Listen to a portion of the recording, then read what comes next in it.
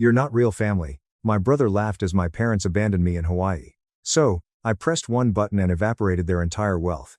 My parents and brother secretly canceled my $12,000 luxury hotel room right before a massive family vacation just to pay off the overdue lease on my brother's Ferrari.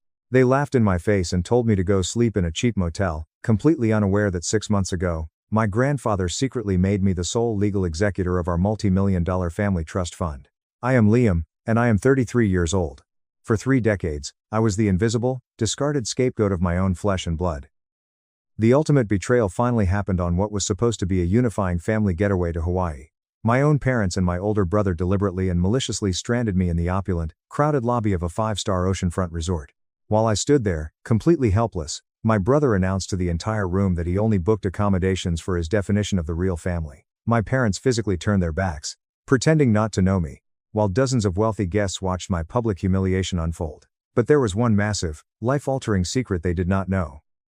6 months prior, my grandfather had quietly brought in his corporate lawyer to restructure his entire estate, secretly making me the sole manager of the massive family trust fund and our commercial real estate portfolio. They thought they were throwing me out on the street to suffer. They had absolutely no idea they were actually signing their own financial death warrants.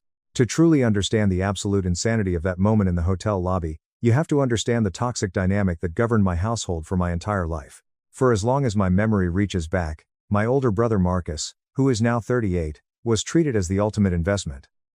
I was treated as the discarded insurance policy. If Marcus was the brilliant sun around which my parents eagerly orbited, I was the cold, dark, empty space completely ignored in the background.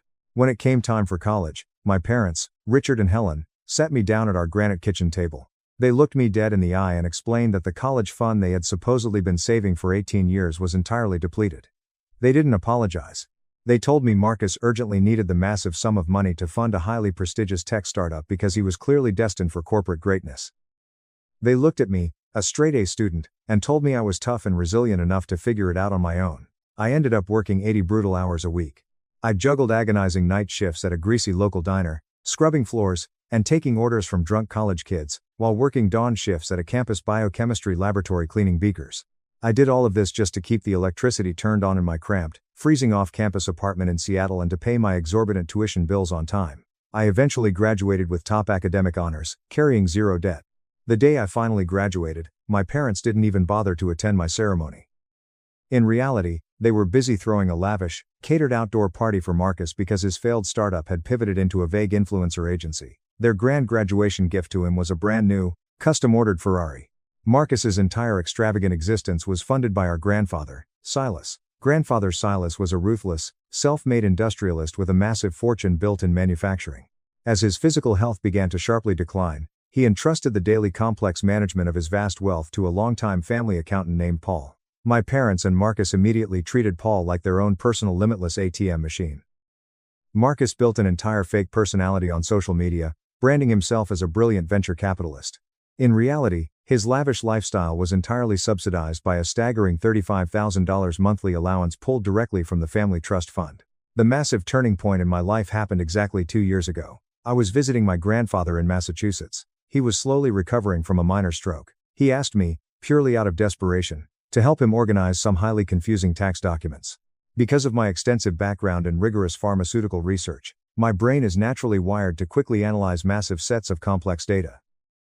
It only took me 3 focused hours to realize the numbers did not align at all. Paul, the highly trusted family accountant, was systematically bleeding the trust fund dry. He was inflating basic administrative expenses, creating incredibly complex ghost invoices, and funneling massive amounts of untraceable cash directly into Marcus's private accounts to secretly fund his increasingly reckless lifestyle.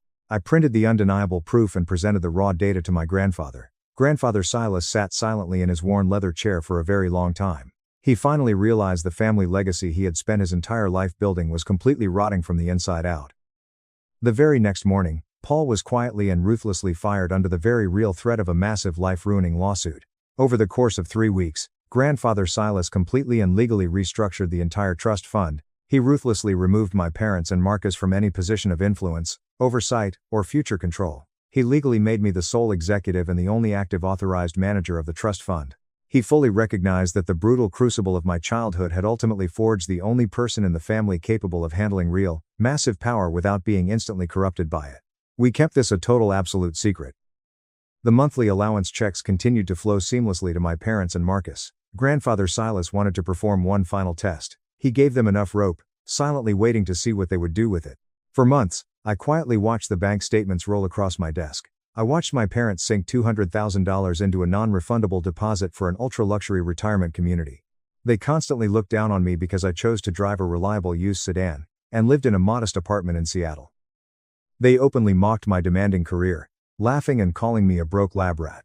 They had absolutely no idea that the lab rat they despised was the exact man personally approving the transfer of their financial lifeblood. Every single month, I secretly held their entire world in the palm of my hand. And then, the week before our scheduled family trip to Hawaii, the massive cracks in Marcus's perfectly curated facade finally began to splinter wide open. I was sitting at my desk when my personal cell phone began vibrating aggressively. It was Elena, Marcus's wife. Elena and I were never close. From the moment she married into the family, she was entirely bought into Marcus's toxic lifestyle. So, when I answered the phone and instantly heard her hyperventilating, I immediately knew something catastrophic had happened. Through panicked gasps for air, the ugly truth spilled out. The $35,000 monthly allowance from the trust fund was suddenly no longer enough to cover Marcus's rapidly expanding vanity. He had secretly opened over a dozen high-limit credit cards and completely maxed every single one of them out. But the immediate terrifying crisis was the car. The lease on Marcus's beloved custom-ordered Ferrari was in total default. The luxury dealership had officially sent a final legally binding notice of repossession. If he did not come up with exactly $18,000 in cash by the end of the week, a heavy-duty tow truck was going to violently drag the car away in front of all their wealthy, judgmental neighbors. Elena openly begged me for money. She aggressively asked me for a massive personal loan. She threatened that if the crushing financial stress continued for one more week, she was going to file for a highly publicized divorce and seek full custody of their 6-year-old daughter, Mia. I felt a very sharp pang of genuine sympathy for my young niece, who was entirely innocent in this mess, but I kept my voice in a calm, flat tone. I told her clearly that I could not and would not help them out of a hole they dug themselves. She cursed at me, calling me a deeply selfish, heartless brother, and slammed the phone down. I knew Marcus was getting desperate. But, I still severely underestimated the absolute depths of my family's moral depravity until exactly 3 days later. I was at my parents' house helping my dad set up a new laptop before our flight. He had carelessly left his iPad unlocked on the kitchen island. A bright banner notification popped up from Marcus. "Did you handle the hotel situation yet? I need that cash transfer today to stop the repo guys from taking the car." My blood instantly ran freezing cold. I tapped the screen, opening the entire conversation thread between my father, my mother, and Marcus. Marcus had fully confessed his total financial ruin to them. Instead of holding him accountable, my parents went into full panic mode to fiercely protect the golden child's fragile ego. It was my mother who suggested the ultimate betrayal. I read her exact typed words: "Liam doesn't really need to stay at the luxury resort with us. We will just cancel his premium Ocean View suite and secretly take the full refund. It's almost $12,000 back to the card. We can pull the rest from our personal checking account to save the car. Liam makes a good salary now. He can easily afford to get his own cheap room somewhere else. He is used to roughing it anyway." My father immediately replied, "Good idea, Helen. Do not tell him anything until we actually get there. If we tell him now, he might refuse to get on the plane. We will just play dumb and tell the front desk there was a massive booking error."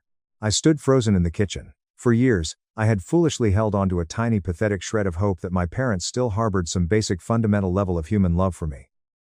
Reading that text thread killed that pathetic hope instantly and forever. They were fully willing to strand their own son in another state, steal the money specifically allocated for my accommodation, and publicly humiliate me.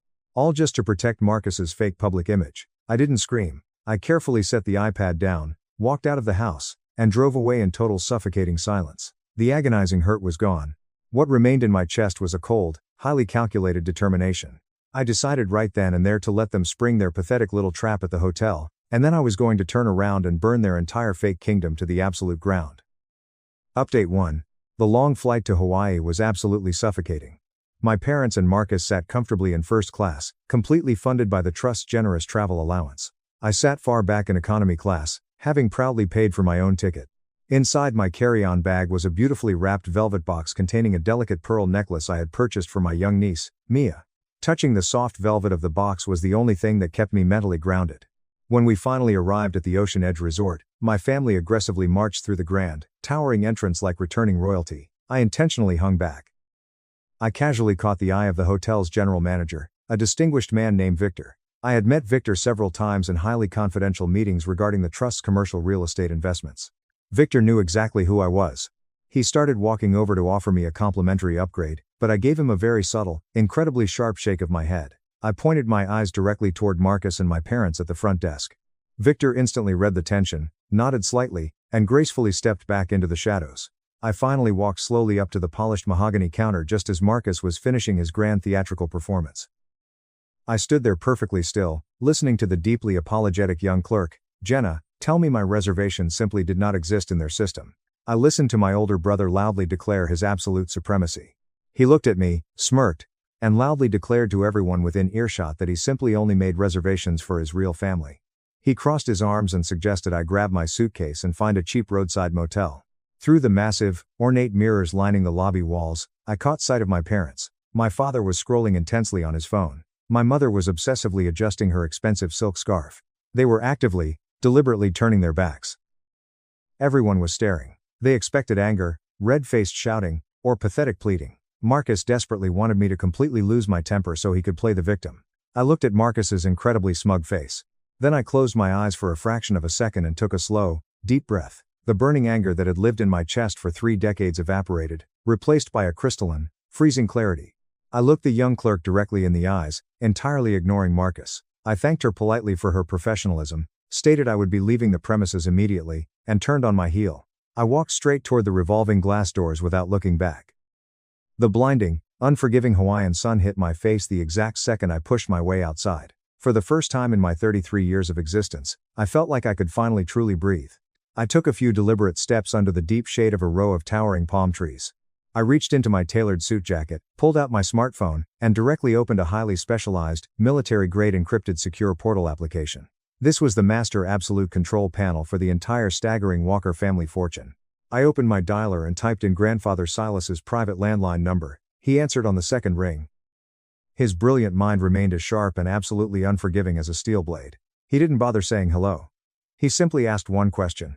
Did they do it, Liam? Did they take the bait? I kept my voice incredibly level. They did exactly what we logically predicted they would do, grandfather. They secretly canceled my room reservation to steal the refund money. Marcus intentionally humiliated me in front of the lobby. Mom and Dad physically turned their backs on me. There was a long, incredibly heavy silence. When he finally spoke, his voice carried the massive, crushing weight of an aging patriarch permanently giving up on his own deeply flawed children.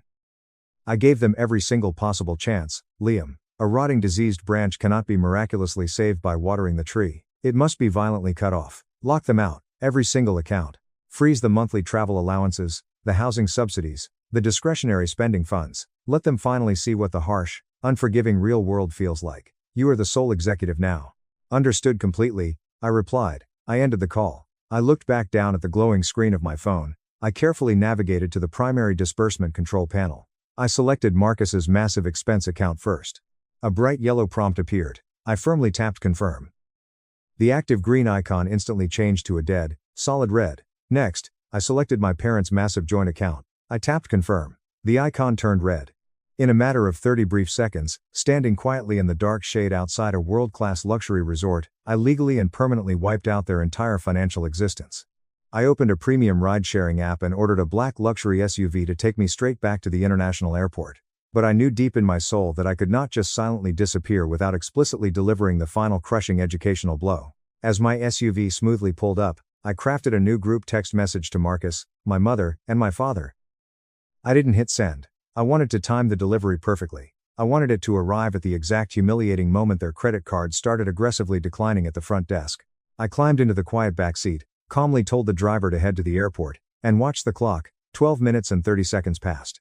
Suddenly, my phone screen erupted. The caller ID boldly displayed Marcus's name. I didn't answer. Then my father's number flashed. The missed call notifications began to stack up rapidly in a frantic cascade, followed by panicked text messages. Liam, call me back right now. Did you do something to the bank accounts? The hotel is threatening to call security. They were hitting the massive, impenetrable brick wall of reality at full speed. I let 15 minutes pass. The marinating process was complete. When the phone lit up for the 20th time, I finally pressed the green button.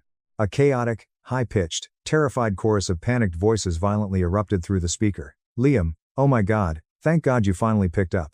My father gasped. his arrogant tone entirely replaced by raw, naked panic. Something is horribly wrong with the bank accounts. The hotel is aggressively declining all of our cards. You need to call grandfather right now. His accountant must have made a massive error. I remained perfectly, terrifyingly silent for 5 full agonizing seconds. When I finally spoke, my voice was as cold and hard as concrete. Put me on speakerphone, right now. I want Marcus and Mom and Elena to hear every single word. There was a frantic rustling sound. You're on speaker, my father wheezed. There is no bank error, Dad, I stated slowly. Your premium cards are declining at the front desk because I manually, personally froze every single one of them exactly 15 minutes ago while I was standing in the parking lot. Total, absolute graveyard dead silence fell over the line. Then Marcus's voice pierced through, aggressively defensive. What the hell are you talking about, Liam? You don't have the legal authorization to do that. You're just a low-level lab rat. Stop playing these sick jokes.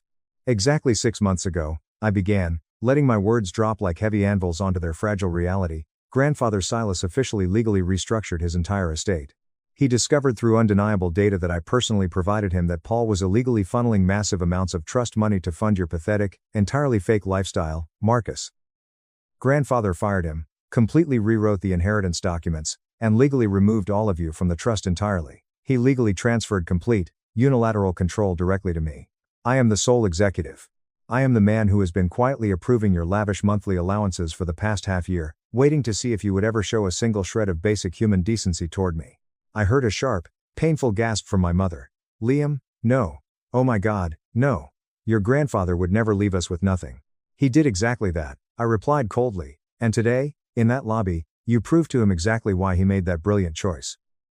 You were perfectly happy to strand your own son in another state just to secretly steal my refund money to pay off the overdue lease on Marcus's ridiculously overpriced Ferrari. Liam, please listen to me. Marcus stammered, his arrogant facade completely shattering. The repo guys are coming to the house tomorrow. I'm going to lose the car. Elena is threatening to divorce me. I understand it perfectly. Marcus. I cut him off sharply. You drained the college fund I desperately needed to survive. You treated me like a peasant. Well, Marcus, the peasant is officially the king now, and my very first royal decree is that your gravy train is permanently derailed. The $35,000 a month is gone, you are completely on your own. Liam, you can't possibly do this to us. My mother was openly, hysterically sobbing. We paid a massive non-refundable cash deposit for the retirement community. We absolutely cannot survive. You have to help us. You actively wanted me to go find a cheap motel down the highway. I said, feeling absolutely zero remorse. I strongly suggest you take your own brilliant advice. Welcome to the unforgiving real world. Before they could scream another desperate word, I aggressively hit the red button and ended the call. I immediately went directly into my phone settings and systematically, permanently blocked all of their numbers. The profound, beautiful, heavy silence that instantly filled the interior of the car was the most incredible music I had ever heard. Update 2. 2 rapidly passing months flew by since the explosive confrontation in Hawaii. Without the constant suffocating psychological drain of my deeply toxic family dragging me down, my professional career skyrocketed. At the massive pharmaceutical company where I worked, I had been immersing myself in a highly complex clinical trial. My direct competitor, a highly arrogant senior researcher named Dr. Sterling, constantly tried to actively undermine my work and steal credit for my data analysis, but I was fundamentally changed. I was absolutely no longer the quiet, easily manipulated punching bag my family had brutally trained me to be. I meticulously gathered airtight peer-reviewed data, completely bypassed Dr. Sterling's authority, and presented my groundbreaking findings directly to the board of directors. Diana, the incredibly brilliant CEO of our company, was thoroughly impressed. She fired Dr. Sterling on the spot for gross academic dishonesty, and officially offered me his highly coveted position. I was promoted to head of global research, effectively doubling my already substantial salary. I had successfully secured my own massive financial empire, entirely independent of my grandfather's trust fund. Meanwhile, 1,000 miles away, the fake, carefully constructed world of my brother Marcus violently collapsed into absolute ruin. Through the dedicated family lawyer who monitored their severe financial distress, I received highly detailed updates of their rapid downfall. The absolute defining moment of Marcus's public humiliation occurred exactly 2 weeks after the Hawaii disaster. A heavy-duty commercial tow truck pulled directly into his upscale suburban driveway in the middle of a bright Saturday afternoon. The repo man aggressively hooked up the gleaming, custom-ordered $18,000 past-due Ferrari right in front of all his wealthy neighbors. Marcus literally ran out of his front door in a silk bathrobe, screaming frantically, completely losing his mind in public. But he had absolutely zero money to pay a lawyer. The wealthy neighbors stood on their pristine lawns and watched in silent judgment as his ultimate status symbol was violently dragged away. His carefully curated Instagram account went completely dark. The immense stress of actual impending poverty destroyed his marriage instantly. Elena, realizing the endless ATM machine was permanently closed, officially filed for a vicious divorce, ruthlessly seeking sole custody of their daughter, Mia. Marcus was legally forced by court order to move out of his sprawling mansion and into a tiny, depressing apartment on the dangerous side of town. My parents didn't fare any better. The luxury real estate developers aggressively demanded the rest of their massive payment. When my parents tearfully admitted they couldn't pay, they irrevocably lost their $200,000 non-refundable cash deposit. Because they broke a legally binding contract, they faced a massive lawsuit. They were violently forced to abruptly list and sell our sprawling childhood home just to cover the exorbitant legal fees.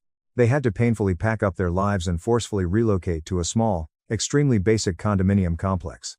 The exact same parents who proudly bought Marcus a Ferrari while as scrubbed floors were now desperately clipping paper grocery coupons at the kitchen table just to survive the week. They desperately tried to reach out multiple times. The family lawyer forwarded several frantic, crying emails from my father, begging loudly for my forgiveness and pleading for a small monthly stipend. I instructed the lawyer to categorically deny every single financial request. I was absolutely not going to throw a life preserver to the very people who had happily planned to drown me. However, despite cutting the massive ropes that tied me to the sinking ship, there was one tiny, innocent thread tying me to the wreckage: my bright 6-year-old niece, Mia. One quiet Sunday afternoon, my phone chimed with a text from an unknown number. "Hi Uncle Liam, it's Mia. Mommy let me use her phone to text you. I miss you a lot. Are you still coming to visit me someday?" My heart tightened noticeably in my chest. Mia was entirely innocent in this vicious war. But I logically knew that actively re-entering her complicated life right now, while the toxic divorce and legal custody battle were violently raging, would only drag me back into the swamp. Elena would undoubtedly try to use my presence as a legal pawn or view me as a massive exploitable wallet. I walked over to my heavy oak desk and opened the bottom drawer. Sitting quietly was the small velvet box containing the delicate pearl necklace I had purchased for Mia before the disastrous trip. Giving it to her right now would mean nothing. It would just be another shiny object lost in the terrifying chaos of her parents' rapidly collapsing world. Someday, when the massive dust finally settled, when Mia was old enough to truly understand the heavy importance of standing firmly on her own 2 feet, that would be the exact perfect time to give her the meaningful gift. I wanted to actively be a strong mentor to her, not just a distant rich uncle to be exploited. I typed a careful, deeply honest reply: "I miss you too, Mia. I am working very hard right now, but I promise you I will see you soon. Keep studying hard in school and always remember to be brave." I hit send, planting a tiny, resilient seed of hope in the absolute ruins of our shattered family tree. A few days later, a highly secured package arrived at my corporate office, shipped directly from the estate in Massachusetts. Nestled inside, resting on a bed of silk, was an incredibly rare, perfectly maintained vintage Rolex watch. It was entirely unflashy, representing a true masterpiece of quiet, enduring craftsmanship. Underneath was a thick envelope containing a handwritten letter from grandfather Silas. His handwriting was noticeably shaky with his rapidly failing health, but the dark ink was pressed deeply into the paper. "Liam, awakening to the harsh, brutal truth of life sometimes brings intense agonizing pain, but it is a profoundly necessary pain. Your difficult, unwavering decision gave them an incredibly important, long overdue lesson that I failed to teach them. You boldly did what I was far too cowardly to do for 30 long years. Wear this watch every day as a constant reminder. True brilliance, true lasting power, and true unshakable peace dwell only in those rare individuals who have the immense courage to stand firmly on their own feet. You have successfully secured our real enduring legacy. I am deeply, profoundly proud of you." I gently folded the thick paper and placed it safely in the inner breast pocket of my suit jacket. I fastened the vintage watch securely around my wrist, feeling the heavy, undeniable weight of deeply earned respect. I looked out the massive window at the vibrant, bustling city of Seattle far below. The crisp winds were aggressively rustling through the tall street trees, loudly announcing the definitive beginning of a completely new, vibrant season. It wasn't just a new season for the massive city. It was the absolute beginning of a completely new, unbreakable, beautiful life for me. Top comments. User 1. The absolute audacity of your mother to type out, "He makes a good salary, he can just get a cheap motel," while literally stealing $12K from you to pay for her golden child's leased Ferrari is mind-blowing. The fact that you let them get all the way to Hawaii, walk up to the front desk, and try to use their cards before dropping the hammer is the most deliciously calculated revenge I have ever read. Well done, King. User 2. As someone who was also the invisible scapegoat in my family, reading this felt incredibly therapeutic. Toxic families always assume your silence is submission. They mistake your independence for weakness. Your grandfather is a legend for finally seeing the truth and restructuring the trust, but you are the real hero for actually having the spine to press the red button. Wear that vintage Rolex with absolute pride. User 3, Dr. Sterling trying to steal your research and getting fired by the CEO on the spot was the perfect cherry on top of this beautiful karma sundae. You didn't just take down your toxic family, you cleared out the toxicity in your professional life too. I respect your decision regarding your niece, Mia, as well. Getting involved during a messy divorce would have painted a massive target on your back for Elena to demand child support from the rich uncle. You protected your peace. After 12 years of loyal service, I was fired and replaced by the boss's nephew. As I packed up my desk, a phone call came that changed everything. Now, as I watched them lose millions, I realize a single 12-minute meeting cost me everything. They sacked me after 12 years and hired the boss's nephew. A phone call altered everything while I packed my desk. I'm watching them fall. A 10-minute meeting erased 12 years of my life. No thanks, no hesitation, just corporate jargon and a younger person with the right last name sitting across from me like he earned it. Although they called it modernity, I knew what it was. An pricey suit of nepotism. I didn't scream or beg. I left clean because I knew something they didn't. My name was on how much of their infrastructure? Eventually, they'd understand what happens when you operate a company without the founder. Comment below if you've been passed over for less competent candidates. Tell me your story. Meeting time was 9:30 a.m. on Tuesday. Conference room B, with downtown Portland views from floor-to-ceiling windows. Luxury setting, leather chairs, large wall monitor. As with every meeting in 12 years, I arrived 5 minutes early. I stayed professional till the end, knowing what was coming. They didn't look at me when I entered. 4 persons. CEO Derek Lawson, VP of Operations Tina Reynolds, an HR man I'd never met, and the new hire with executive-level access. The room had a strange tension before someone is professionally demolished. That heavy quiet where everyone save the victim knows what's coming. Actually, I knew for weeks. You don't work 12 years without instincts. When I passed gatherings I wasn't invited to, hush talk stopped. Consultants who assessed my custom methods. Printed folders on the meeting table verified it. They never printed anything until legal, board, and decision were finalized. Corporate cowardice at its best. Everything digital until they need removal paperwork. Paper suddenly counts. I sat across from Derek, my 9-year boss. We celebrated product releases and were late repairing system crashes that risked important contracts. I attended his father's funeral 2 years prior. He spoke about how pleased his dad would have been of Derek's company. No more looking at me. This is hard for us, Evan. Derek started. Same sympathy he used in damage control news appearances and quarterly earnings calls with negative numbers. I heard him use it on others. Never thought I'd be the recipient. He said your efforts to tighten security group were important, then paused as if to thank you. I gave him nothing. Started staring at the kid 2 seats down. Technically done being a kid. Derek's 6-year-old nephew Jordan Lawson. Fresh MBA from Coastal Business School where networking trumped competence. No fieldwork. Lack of comprehension of the systems I created from scratch over 15 years. Lack of understanding of this company's infrastructure. But he sat. Crisp suit, fine watch, acting like he belonged in a decision-making room. Tina began with corporate script. She always delivered bad news cheerfully. Security is being restructured for modern business. The sector is changing quickly, therefore leaders must be agile. New perspectives can inspire creativity. Translation: they needed a younger person who wouldn't protest dumb judgments.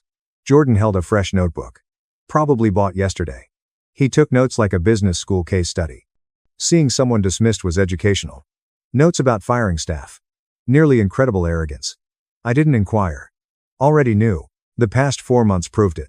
I wasn't invited to restructuring meetings anymore. Outside advisors questioned my processes. Methods that worked. Random audits of departments I managed for justification problems. I spent late rectifying their blunders. Trained 8 team leads throughout time. Secured 3 product lines and 17 million annual contracts with the whole security architecture. When leaders wanted to prove they could modernize, none of that mattered. Business language, simplifying operations, agile methodology, next-generation thinking, and emerging talent were used. All of it meant the same. Replace steady hand with shine. Victor Hughes, HR, slid the severance payment across the table. Standard manila folder, 8-month salary, extended health coverage through the year, non-compete provision I could have contested but didn't. Company activities, client lists, proprietary systems confidentiality agreement.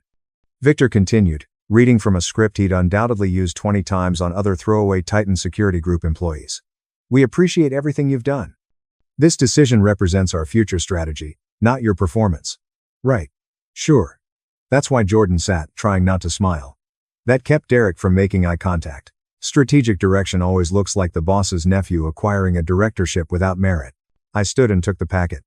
"Understood. Evan, we wish for a smooth transition." I left after Tina said, "You've been a valued member of our team, and we want to honor that." Valued enough to fire, apparently. Jordan rose and extended his hand. "Looking forward to your systems lessons. Big shoes to fill." I didn't grasp his hand, just gazed. Past him like furniture. Let him stand dumbly with his arm extended. Small win, but I'll take it. Elevator journey down felt interminable. Not that I was ashamed. I wasn't. I was scary calm. That bothered me partially. Maybe part of me was ready. Seeing the shift over the past year and how they treated my input during strategy meetings, talked over me in client presentations, and Derek smile and nod when I raised security concerns, then ignore everything I said and do whatever looked better on a PowerPoint slide. I alerted them to serious authentication protocol flaws for Jordan's new client site 4 months earlier. In that meeting after his first week, he said his MBA provided him system architecture competence.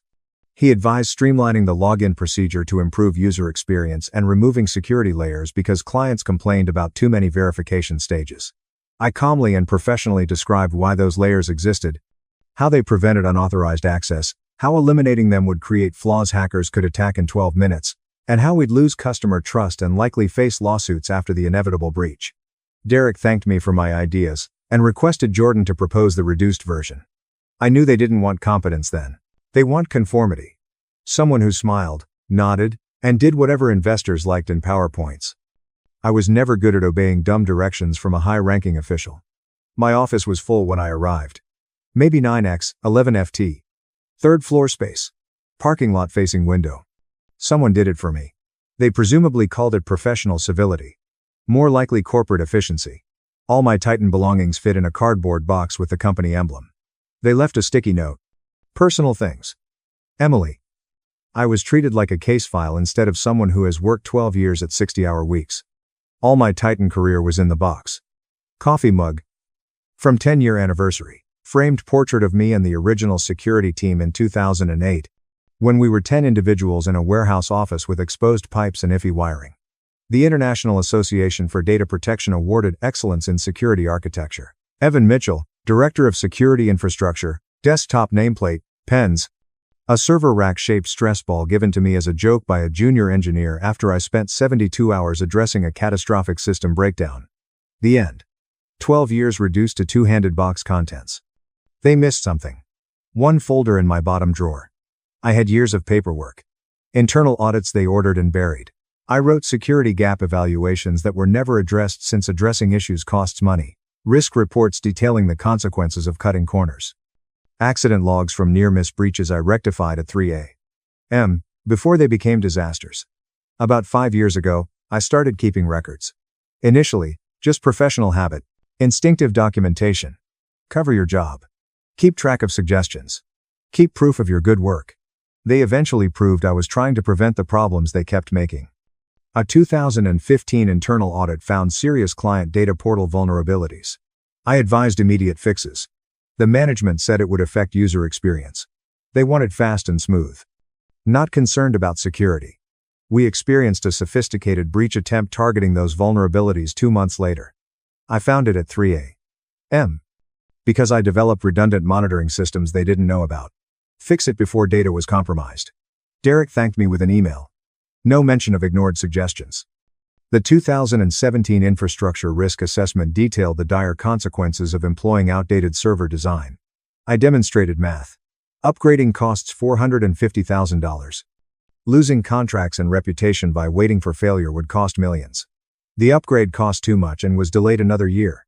After the catastrophic collapse happened as feared, I fixed it during a 72-hour weekend, sleeping 5 hours. A $250 steakhouse gift card was a thank you. The 2019 personnel memo about hiring more skilled security analysts instead of slashing 18% of the division budget. They cut nonetheless. Took on the work. Trained recent college graduates for senior-level roles. I always did that, therefore it worked. They succeeded despite lousy judgments. Totally documented. Totally ignored. Everything is secured in that folder. I took and put it in my bag. They'd never acknowledge missing it.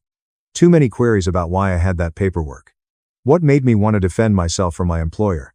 Why I didn't trust their decisions. I re-inspected the office before departing. My awake hours were greater here than in my apartment some years. Fixing major issues late at night while everyone else slept. System quietness allowed you to think in the mornings before anyone else arrived. Testing and establishing practices on weekends made this company viable. Now the walls were blank. They took down everything I hung. Security crew photos from workplace events. Protocol diagrams and system design notes on whiteboard. Pacific Northwest client location map. All gone. Deleted like I never was. I carried the package to the elevator and traveled silently. I gave my access pass to the front desk security guard, who looked uneasy. James, nice man. Working here almost as long as me. We discussed his daughter's soccer team, his wife's new middle school teaching job, and his hopes to retire in 6 years and go somewhere warm. Sorry, man, he muttered, scanning the badge to disable it in the system. This whole thing is garbage. Not your call. I say. You're just doing your job. Still garbage. You built this place. I appreciated that glimpse of reality that firing the person who held everything together was corporate insanity. Outside, Portland was torn between rain and sun. Gray skies, intermittent precipitation, scattered light. Felt right. I spent around 6 minutes in my car. Sitting there absorbing what happened and what followed next, I didn't cry, hit the steering wheel, or phone anyone to vent. They undoubtedly anticipated my panic. Start sending resumes now. Connect furiously. Make desperate calls. Because bills continue after losing your work, take the first good offer. Surviving involves swallowing pride. But I was unknowingly preparing for this. Kept my talents sharp. Followed industrial developments. I gained a reputation beyond Titan through conference talks and weekend consultancy. Published security journal articles. I helped smaller companies strengthen their defenses pro gratis, because I cared about the task. My 7 months of severance funds could support another 7 months if needed. Low overhead, no kids, no mortgage. Not being desperate altered everything. Anyone who knew the industry would recognize my Titan work. I was involved in every big deal they won in the past decade. I designed systems that spotted problems before they became serious, preventing every calamity. They gave me freedom unknowingly. Drive home, little southeast Portland apartment, 1 bedroom, efficient kitchen, enough space for me, and little else. Unloaded the box, made coffee, sat at my kitchen table, and thought about what I wanted to do next instead of what I should. I could finally build something the way I wanted after 12 years. No compromises, committees, or MBA-educated nephews overruling technical judgments with marketing talk. Derek and Tina welcomed hiring new talent, unaware that the foundation was crumbling. Progress was treated like software that could be downloaded and installed over old systems without evaluating what works underneath. What dependencies exist, or what will break when core architecture is changed. Titan Security Group's reputation wasn't established on dazzling investor presentations, or pricey hiring with excellent resumes. It was built protocol by protocol, firewall by firewall, when most firms didn't realize digital security was as important as physical security. When CEOs assumed cybersecurity could be ignored until it was a problem. I remember when 5-year anniversary coffee mugs meant something. Already using version 3 of the threat detection engine that saved their state education department contract. $500,000 yearly. I corrected it when their first head of technology, Russell, who was hired because he interviewed well and spoke what they wanted to hear, panicked about a 2015 hack attempt. Worked all night to fix vulnerability, isolate compromised system, rebuild security layers, and write the public statement the next morning that said everything was under control and always had been. The problem was handled as Russell hid in his office calling lawyers. They termed it luck. Knowing your systems and fixing them under pressure is what I call it. Russell quit after 6 months for a better offer at a startup that collapsed within a year. After his replacement left for greater money 2 years later, I trained their replacement. I was the rock on which everything stood. Derek's father, Charles Lawson, the company founder, noticed the market need and understood that security would be crucial as businesses moved online. Vision without action is merely wishful thinking and good intention. Someone designed architecture that didn't collapse when investors demanded quick profits, scaling the company. When ambitious people used Titan as a stepping stone to higher chances, management changed every 2 years. 3 generations of security analysts were my students. Wrote threat response automation procedures that won MedSource Corporation, our biggest pharmaceutical client, Annual contract worth $2.3 million.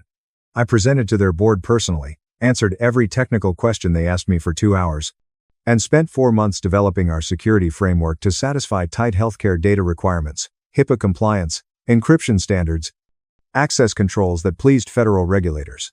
They signed because they trusted my custom-built system. The backup mechanisms I created kept everything working during the 2017 server relocation. Everyone said it was impossible. Data, clients, and 24/7 procedures are too much. I planned the migration for 7 weeks. I tried every possible possibility. Redundancy built in. The 3-day weekend was spent moving everything. Zero data loss, downtime. Like nothing occurred, clients logged in Monday morning. Then Charles Lawson pulled me aside. I saved the firm, they said. He promised to look after me. I was promised a place at Titan as long as he lived. He died 8 months later. Massive heart attack at his workplace on Thursday afternoon. Derek took over. He lost the pledge to his father. Everything was mine. Every vital system, significant contract, every calamity avoided. Awards and news releases didn't matter to me. The work had to be reliable, protect trusted people, and withstand real-world pressure, not just look nice in demos. Since they never understood what I did, they forgot everything. To them, I was old infrastructure. The back-office man who built things that worked rather than looked good. I wasn't a product launch star. They were Derek or Tina's. They could make difficult technical concepts appear simple and groundbreaking with their presence and polish. I was the one you phoned at 3 a.m. When launch servers crashed, systems failed, clients panicked, and the dazzling presentation met harsh reality. They were forgotten after too long of calm sailing. When they stopped noticing, they thought those things maintained themselves. Anyone could do it, and you're replaceable. Their mistake killed them. They forgot I wasn't just a project worker. Embedded in the foundation. My thoughts went into every process. Every security layer reflected years of threat research, and every automated response mechanism was validated against attack scenarios I built and wargamed. They focused on bright futures and new perspectives, never considering what would happen when the past left. 2 days after they dismissed me at 3 on Thursday afternoon, I was called. I was at my kitchen table browsing uninteresting employment listings. Unrecognizable number. Seattle area code. Something made me answer instead of leaving it on voicemail. Interest may be instinctive. Mr. Mitchell, your voice was confident, measured, and not confrontational. My name is Jordan Cole. Calling from Sentinel Defense Solutions. I'd want to talk privately if you have time. I knew the name off record. Sentinel Defense Solutions, a tiny Seattle security firm. Certain groups had been advocating for ethical data protection platforms and autonomous threat response systems. Smart, yet not flashy or advertised. Quiet, clever. Smart enough to not require PR firms or trade fair displays because their work speaks for itself. How did you acquire my number? I requested. Industry contacts. Your Titan departure was reported. I suspected we shared interests. You heard I was fired? I heard they made a big strategic mistake. Differences exist. That caught my interest. You want what? To buy you coffee and talk tomorrow if you're available. Pearl District has a place. Quiet, decent coffee, no pitch, no pressure, just 2 security architecture experts discussing the industry. Thought considered declining. I considered telling him I was receiving offers, even if none were interesting. I considered playing hard to get, but curious. Time was all I had. Tomorrow works. Send me the address. A modest, coffee-focused coffee shop off Burnside is where we met. Jordan was younger than expected, maybe mid-30s. He had sharp eyes, dressed business casual, and conducted himself like he deserved his position. I wasn't pitched. Didn't start with a Sentinel pitch. Just ordered coffee and started asking meaningful questions about long-tail breach patterns, automation gaps and authorization hierarchies, balancing security and user experience, things that showed he knew the work, not just the buzzwords. He mentioned he'd followed your conference speeches for 4 years. Your San Francisco predictive threat modeling presentation was great. Changed response protocol thinking. Titan never did that. The price was too high. Their loss. Jordan showed me architecture diagrams on a tablet. This is our construction. Security solutions for mid-sized firms. 6,450 employees. That can't afford enterprise-level protection yet need it. I examined schematics. Good bones, some creativity, but gaps everywhere that would cause problems in real life. I pointed to their threat detection matrix and stated this won't scale. Building for best-case scenarios. Real attacks don't follow best practices. They exploit unplanned edge cases. Jordan grinned. I wanted to chat to you for that reason. Want me to repair your architecture? Please help us construct it from the start. Instead of a consultant, join the team. If interested, lead architect. Sat back. Your employment offer. I'll let you construct what you've always felt should exist without committees watering it down, CEOs who don't understand security making design judgments, or MBAs overruling technical requirements because they look awful on investor slides. That hit hard. His schoolwork was done. I knew Titan's situation. The catch? I requested. No catch. Smaller team, budget than usual. No match for Titan's wages, but complete technological authority. We build what you design. No interference. I contemplated it while drinking coffee and watching folks pass the window. When do you require an answer? Think about it for a week. You can tour the office. Meet the team. We're staying. I sat in Sentinel's downtown Seattle office 4 days later. Modern open floor plan. 30 persons. Most looked occupied. Busy. Not performing for managers. Jordan introduced me to critical players. Former Microsoft employee Elena, 45, is a lead engineer. Quiet, competent, ask nice technical questions. 2 senior analysts, former government security contractors, were knowledgeable. David, client relations head, read my writings, and pose smart implementation questions. Competence without passengers or legacy hires. Jordan told me their development roadmap for a healthcare provider-specific product. Clinics, hospitals, medical groups.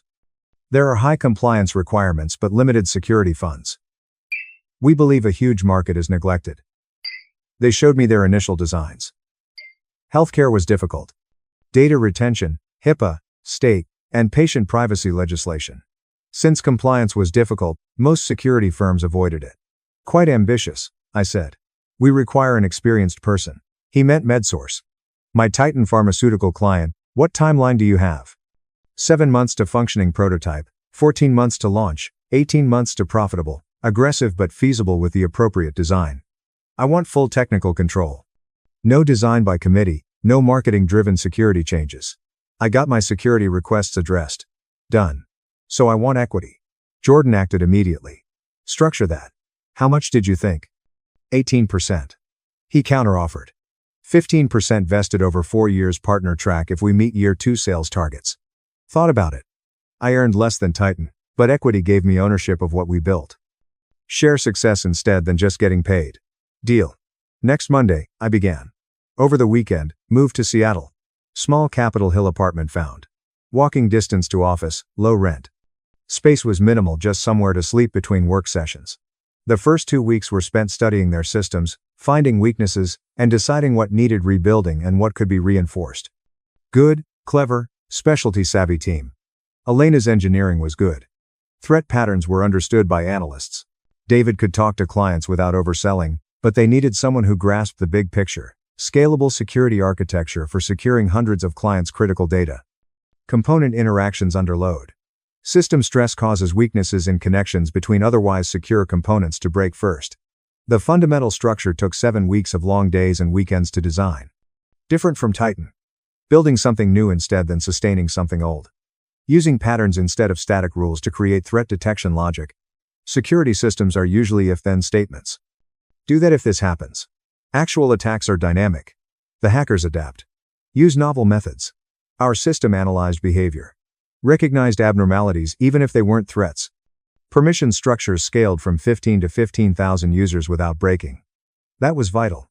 Small, firm security usually works until it grows.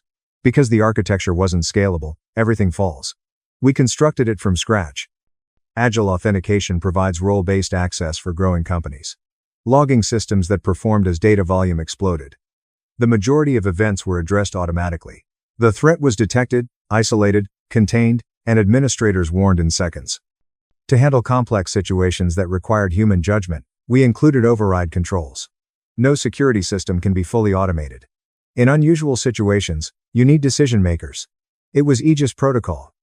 Built for organizations with limited budgets that needed enterprise-level security and HIPAA compliance, all data encrypted and secure. Auto-generated compliance audit trails. Backup systems that activated instantly if primary systems failed. Established in April, targeted regional clinics, medical groups, dental practices, urgent care centers, and physical therapy chains. Titan rejected contracts under $450,000 annually, Because their sales team wasn't interested. Too minor for the big players. But there were thousands of them, and they all needed security. They all handled patient data. They all faced compliance requirements and penalties if they got breached. Most of them were using outdated systems or relying on general-purpose security that wasn't designed for healthcare. We offered them something better at a price they could afford. Within 4 months, we had 52 clients. Month 7, 94. All of them paying subscription fees that looked small individually. $22,000 per year, $38,000, $42,000 for larger practices, but volume made it profitable. 52 clients at an average of $33,000 per year was $1.72 million in annual recurring revenue. 94 clients was $3.17 million. Real money. Revenue grew steadily. Word spread through industry networks and professional associations. We weren't competing with Titan directly. Not yet. Anyway, we were serving the market segment they'd abandoned as unprofitable, but our reputation started creeping into their territory. Clients would hear about us from other healthcare providers, see our presentations at medical conferences, read case studies about how we'd protected organizations similar to theirs. That's when things got interesting. I started hearing things through old contacts, people I'd trained who were still at Titan. They'd reach out occasionally asking technical questions, complaining about changes Jordan was making, mentioning problems they were running into. Titan was struggling. Nothing catastrophic at first, just slow bleeding. Client complaints about response times, security incidents that should have been detected earlier. Nobody understood how my changes worked, causing system glitches that led to worse issues. My old position, Director of Security Infrastructure, went to Jordan Lawson, the golden nephew, but he didn't comprehend his inherited systems. I didn't know which methods were load-bearing and modifiable. Changed things because they appeared cleaner on paper without knowing why. You can't rearrange security architecture like furniture. All parts depend on each other. Without understanding dependencies, changing one thing breaks 3 others you didn't know were connected. Titan lost its second largest client, Regional Hospital Network, in July, 25 Oregon-Washington facilities. Yearly contract worth $2.6 million. The official explanation was budget restructuring. My former coworker said Titan's threat detection missed 3 breach attempts in 6 months. Small probe attacks that automated systems should have spotted immediately. They went unnoticed for days. The hospital board became concerned and decided not to risk patient data on security that wasn't detecting clear threats. In August, that hospital network asked Sentinel if Aegis Protocol could handle their scale. Could we satisfy their standards? Have similar organizations provided references? I personally demonstrated them, the architecture. How our system reacted to medical data requirements. How automated responses performed in high-stakes scenarios where seconds mattered. And how we built redundancy into everything to eliminate single points of failure. Answered technical inquiries for 4 hours. Showed system managing simulated breaches. We reviewed our catastrophe recovery procedures. Signed in September. Sentinel's largest contract. $2.6 million annually. Dedication to 5 years. I kept my celebration private. I didn't brag to Titan, but it felt good. The client they lost due to incompetence selected us because we built what they needed. Titan declined. Small things initially. Security staff turnover. Good people leaving. Longer support ticket responses. Clients discreetly terminating contracts. They lost 7 significant accounts in 5 months by November. For a big firm, that was important. That was market share loss. Derek publicly discussed innovation and progress. Hired pricey consultants to assess operations. Consultants are brilliant at spotting problems, but horrible at fixing them if the basis is broken. Technical incompetence can't be solved by consulting. Jordan tried new protocols from an industry meeting. Automatic systems that seemed good in demos but failed in practice. Security isn't about trends, he didn't realize. Building things that don't break when everything goes wrong is key. When knowledgeable people attack you. A disaster struck in December. Titan's pension account client was ransomware attacked, encrypting 50% of their data in 13 hours. Titan systems should have detected it within 30 seconds, should have isolated and automatically stopped the threat. It ran for 13 hours unnoticed. The firm lost all client, transaction, and compliance data. The fallout was nuclear. The banking firm sued Titan for negligence and contract breach. Industry magazines questioned their capability. Other clients questioned security guarantees and liability clauses. Derek engaged a PR company and published carefully written statements regarding rare incidences and more training.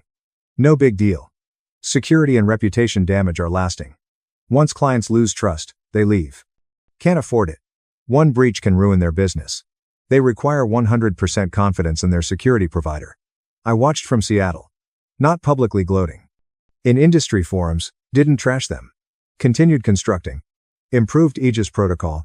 Keep serving clients that need solid protection, not dazzling promises. Sentinel grew. We had 68 employees by February. 1 month, 20 new clients. Year-over-year revenue 320% higher. Jordan gave me 18% ownership, partner equity, and full decision-making power. Yeah, I accepted. Not simply an employee anymore. Was owner. I depended on the company's success. Every wise choice improved the worth of my possessions. Derek Lawson personally reached out in March. Directly to my Sentinel email. Businesslike. Never acknowledged how things ended. Just asked whether I'd be interested in contracting for Titan to stabilize their infrastructure. Offered premiums for my knowledge. After 2 reads and 8 seconds of contemplation, I erased it. Not out of anger or revenge, but to build something better with individuals who respected my contributions. Backwards made no sense.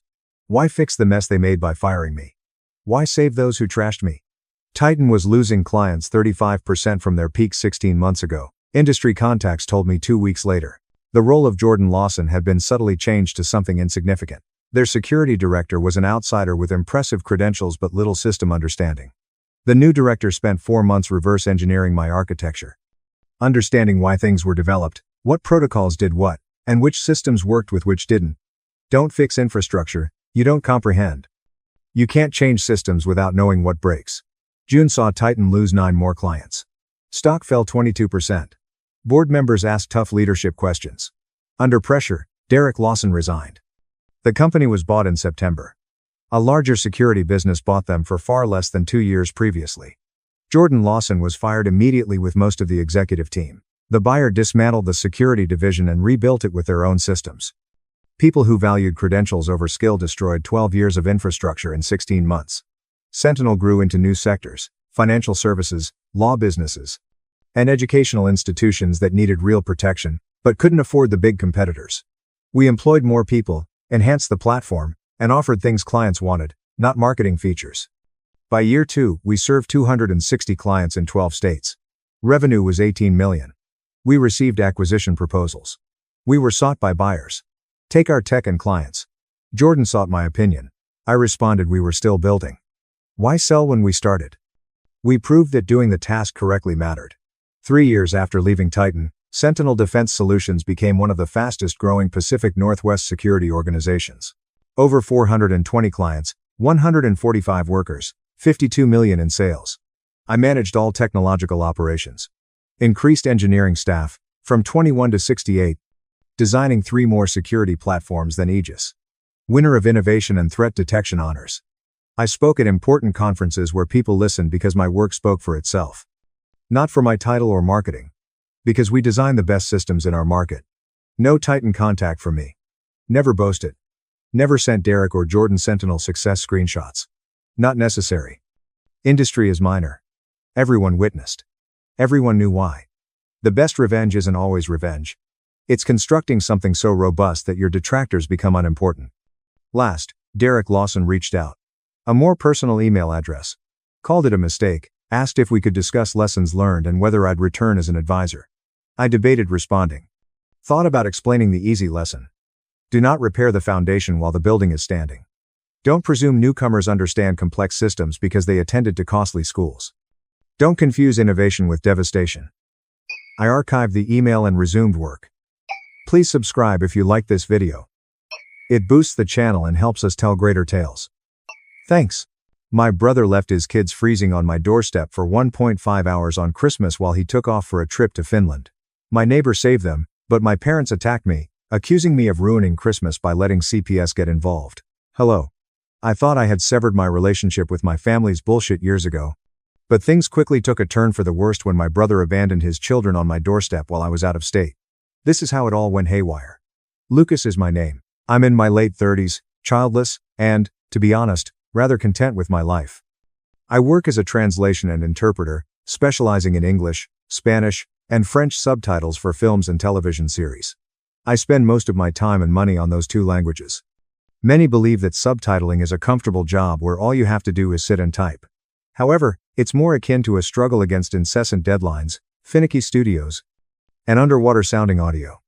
I like that much of the labor is done by myself. Long hours. Quiet room. No disturbance. The only way I can work is in peace. Unfortunately, my family never learned how to spell the word peace. Since before I was able to walk, my older brother Nathan has been the golden kid. Our parents, John and Sandra, would describe the man's act of setting a garbage can on fire in our living room as creative curiosity.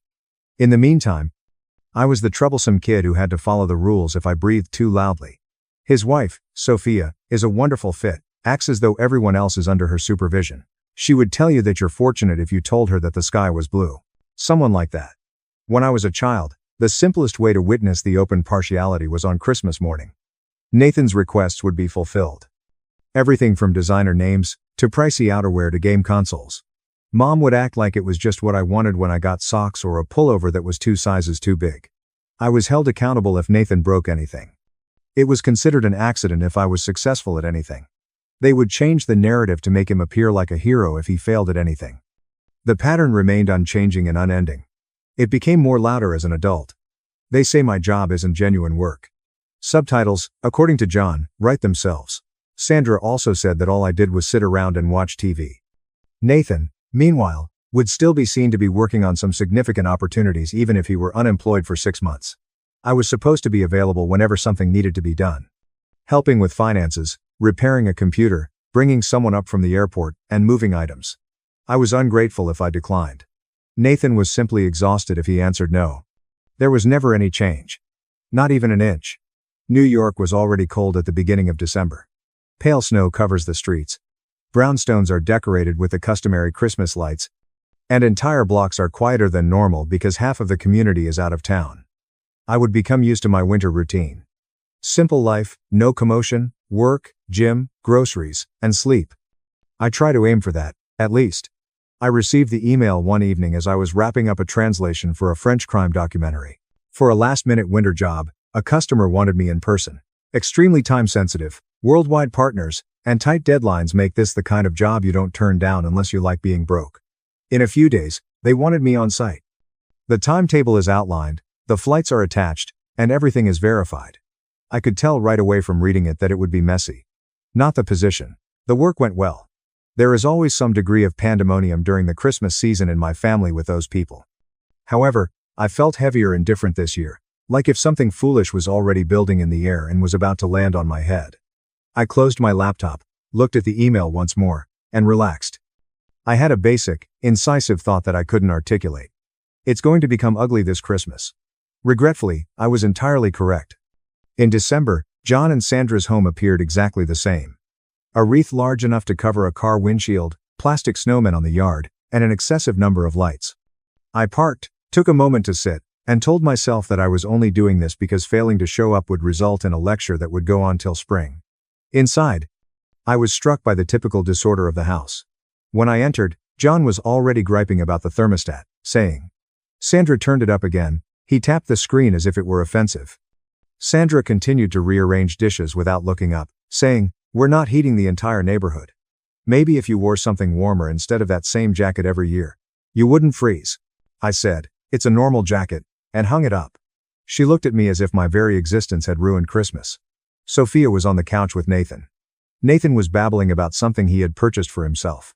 Sophia sat next to him, browsing through her phone with a look that said she would prefer to be anywhere else, but she decided to remain right here. "Hey, Ed," Nathan said. "You finally made it." "We were taking bets," Sophia said. "I said you'd be late because you were busy typing subtitles." "Do subtitles have deadlines?" "Wasn't sure." I didn't bother to respond.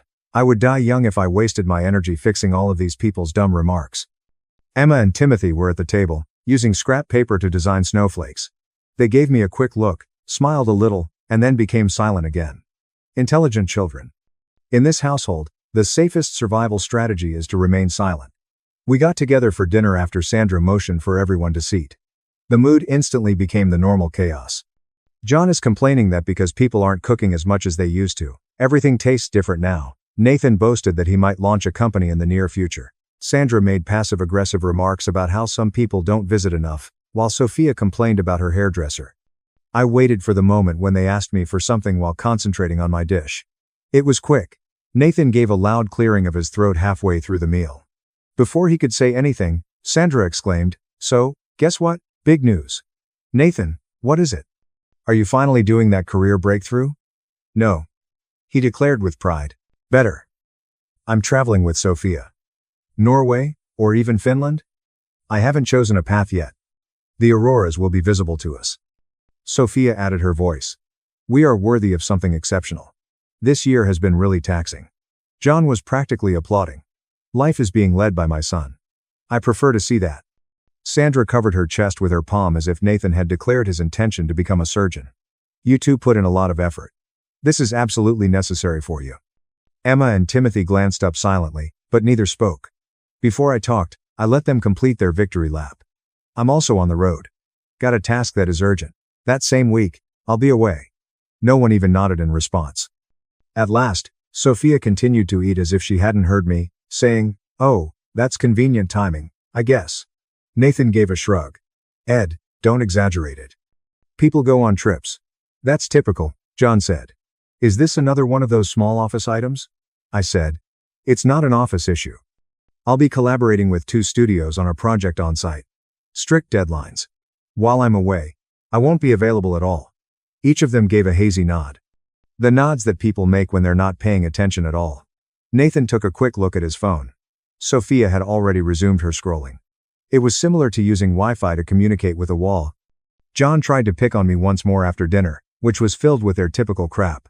"So, Lucas," he replied, gesturing with his fork. Sophia sighed dramatically, as if she had been carrying bricks all year. "You never step up for the family. Nathan and Sophia have so much on their plates, and you just float around doing your own thing." Satisfied, Nathan leaned back. I spoke steadily. "I do not work as a babysitter. That's what I've said from the beginning." John scowled. "You ought to assist more. Your sibling has actual obligations." I gazed at him. "Then he ought to deal with them." For a moment, there was silence. The night's first real one. Sandra's brittle laugh broke it. "Let's avoid making a move.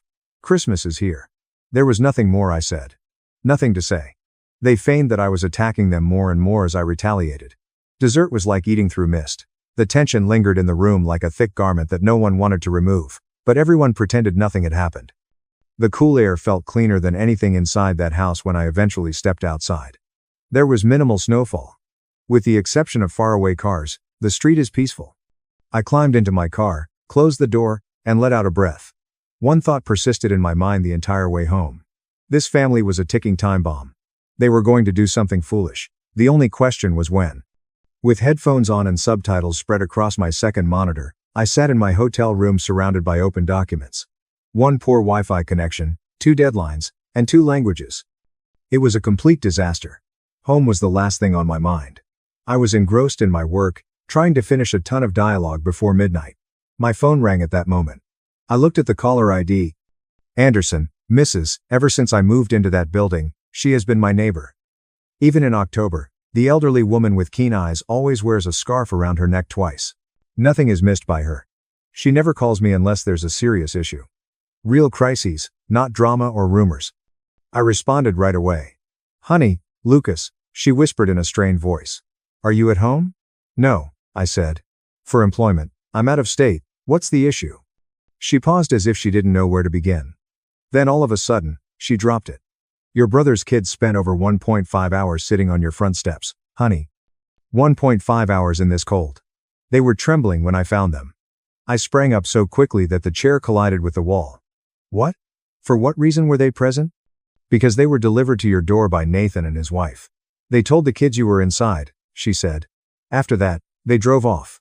Your doorbell kept ringing, those poor things." My stomach grew constricted. "You're sure they were there that long?" "I watched them through my window at first," she replied. "Since they were wearing jackets and hats, it initially appeared as though they would enter at any moment, so I assumed you were home and simply hadn't arrived at the door yet. I went outside to check, and Timothy said, 'You were not answering.' Emma could hardly speak, Lucas, and I put my hand to my forehead. I didn't want to interfere if a parent was going to open the door, but time passed and they were still outside. After a long time, they started really shivering, and the snow was getting heavier. 'Are they all right now?' 'They're inside my house,' she said. I wrapped them in blankets, turned up the heat, and made them warm drinks. When they arrived, their hands were freezing, but they told me exactly what had happened. I swallowed hard. She didn't sugarcoat anything. They said Nathan had arrived around 4. I closed my eyes for a moment and said nothing. But she went on, her voice rising with anger. 2 kids sitting outside in freezing weather because their parents didn't bother to confirm you were even home. Told them you'd be home, she said, and they knocked and waited. Then knocked again, and waited some more. He never checked to see if you answered, and he never stayed to see if you opened the door. She said, this is serious. They could have gotten sick. Something bad could have happened. I don't know what kind of people your brother and his wife are, but this is neglect. I paced the room once, trying to keep my voice steady. Thank you for bringing them in. Thank you for calling me, Lucas. They're currently sitting here on my couch under 2 blankets, eating and warming up. I know, I said softly. She lowered her voice. Do you want me to stay here with them until someone comes? I'm not sending them back out there. Yes, please keep them safe until I figure out what to do next. Of course, I will, she said. After a period of stillness, Emma added, where are Nathan and Sophia? Timothy keeps asking if he's in trouble. He's not, I said. None of this is their fault. Emma finally stopped trembling. Did they give you any information? They're taking a vacation flight to Finland or Norway. Mrs. Anderson exhaled sharply. My pulse felt too steady, cold, calculated, and not panicked. They left their kids on a doorstep while they were abroad. Yeah, I don't even know how to describe that. I looked at the time, my emails, and my flight schedule, and nothing indicated that I would return in time to deal with this face to face. I said to Mrs. Anderson, I appreciate you more than you know. Thank you for stepping in. She said, you don't need to thank me. I did what any decent adult would do. Those poor kids were abandoned. It was the kind of clarity that appears when you realize a line has been crossed so far that you can't even see it anymore. We hung up, and I stood in the center of my hotel room, staring at the wall, not because I didn't know what to do, but because I knew exactly what needed to happen next. I told her, I'll take care of the next steps. Stay with them for now. Make sure they stay warm. I'll call you back shortly. All right, Lucas. I'll be here. I picked up my phone again and saw Nathan's name. Dude, this better be important, he said. We're at LAX, they just started pre-boarding. What did you do with your kids? I asked. Nathan wasn't just reckless, and Sophia wasn't just entitled. They had crossed into something else entirely. He let out a short breath. What are you talking about now, Timothy and Emma? I added, you left them sitting on my steps in this weather. Mrs. Anderson discovered them freezing. They were at her apartment. There was a pause, but it was more irritated than shocked. Oh, come on, he said. Really? We simply took a seat. Our group is going to be called. Why were your children at my door? We dropped them off, he said in response to my question. You never go anywhere. You weren't answering earlier, but we figured you were inside. Nathan sneered, you said something vague. You always make everything sound way more dramatic than it is. I told you at dinner I'd be out of state. I answered. Sophia shouted in the background. Is your brother already causing trouble? Sophia's tone hardened as Nathan put me on speaker. Yeah, he's freaking out about the kids. Lucas, why are you making this a thing? They were at your home. You don't actually live in a forest. Mrs. Anderson said that they were shivering after spending 1.5 hours outside in the cold. Oh my God. Sophia said, 1.5 hours? You behave as though it's years. Kids survive worse, I answered, clenching my jaw. Why didn't you call me? We were in a hurry. Nathan said that traffic was insane, security lines were full, and we didn't have time for a full conversation. You had time to leave your kids behind and go. He snapped, why weren't you answering? I responded, we assumed you would open the door eventually. What prevented you from leaving a key? I answered, because I didn't agree to watch your kids, but Sophia interrupted, saying, you're their uncle. Quit acting like you don't have any obligations. We are permitted to travel occasionally. Then arrange childcare. I urged. You don't drop them on a doorstep. She laughed. You're so dramatic. When she brought them inside, Mrs. Anderson reported that Emma could hardly speak, and Nathan moaned as if this conversation were killing his day. They weren't fine, I said. All right, you must quit making such a big deal out of this. Simply go get them. I can't, I replied. I'm several states away. You should have stayed home this week, he stated. See, this is why communication matters. I communicated, I stated. You ignored it. We're not leaving this airport, Sophia said sharply once more. Are you aware of the price of these tickets? You can't manage 2 children, so we won't miss the auroras. I said. They're your kids. Family helps family. immediately retorted Nathan. I'm not your backup parent, I said in response. They're calling our group, Nathan stated after a brief period of moving. We're getting on board. Man, you have to sort this out. I'm not figuring anything out, I replied. You created this mess. Sophia remarked. Lucas, stop being selfish. We deserve this trip. It was amazing how entitled she sounded. Calmly, you left your children outside in winter weather, I remarked. Nathan growled. You always act like you're better than us. This isn't about a trip. Like you're a big responsible adult because of your little subtitle job. It makes me responsible enough not to abandon children, I replied. We're done talking, he said sharply. Fix it, he said before hanging up. They weren't going to help, they weren't even going to pretend, so I just stood there staring at the phone, feeling chilly inside. My pulse didn't soar. Next, I called my dad. John responded with his typical annoyance. Why are you phoning? It's late. Nathan and Sophia left Timothy and Emma on my steps and left them outside my house before heading to the airport, I remarked. Mrs. Anderson discovered them trembling after they were outside in the bitter cold for a considerable amount of time. He let out a sigh like if I were bothering him. Lucas, you always exaggerate things. I'm not exaggerating anything, I replied. They were outside in the cold. He gave a tongue click. You ought to have made better plans. You were aware of your brother's travel. I told everyone I'd be out of state this week, I replied. He disregarded it. That's because you say everything in that sarcastic tone, he responded. You confuse people. I had to stop myself from laughing. He abandoned his kids. They were at your home, John angrily said, which is safe. They weren't in danger. Mrs. They were freezing, according to Anderson. Mrs. He remarked, Anderson is dramatic. And you always take her side. I take the side of basic logic, I replied. Oh, stop, he snapped, you're not dating anyone. Nothing needs to be juggled by you. Sophia and Nathan have actual obligations. You should have stayed at home to assist. They are your children, take care of them. Your family, he said again, you ought to assist. Your absence is to blame for this. I knew Sandra would blame me, defend Nathan, and encourage me to just fix it, so I didn't bother phoning her when he hung up. Everyone else had made their decisions, and because none of them would assist Timothy or Emma, it was up to me to take the next step, just not in the way they had anticipated. I picked up my phone once more. I was tired of being the only adult they could place blame on. And I knew it was time to call someone who truly handles child maltreatment and get some genuine assistance. After hanging up on John, I called the local non-emergency police line because I was tired of letting them get away with it. I spoke calmly because the case only required facts, not emotion. I told her who I was, where I lived, and what Mrs. Anderson had discovered: 2 kids outside for 1.5 hours in the bitter cold, their parents unresponsive, and now at the airport. The dispatcher took it seriously, stating that officers would be sent to check on the children, and that CPS would be notified as soon as they got more details. Officers arrived at Mrs. Anderson's home in a matter of minutes.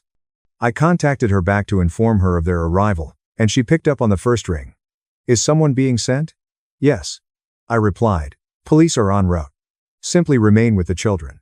I'm not letting them out of my sight, she responded. They're finally warming up.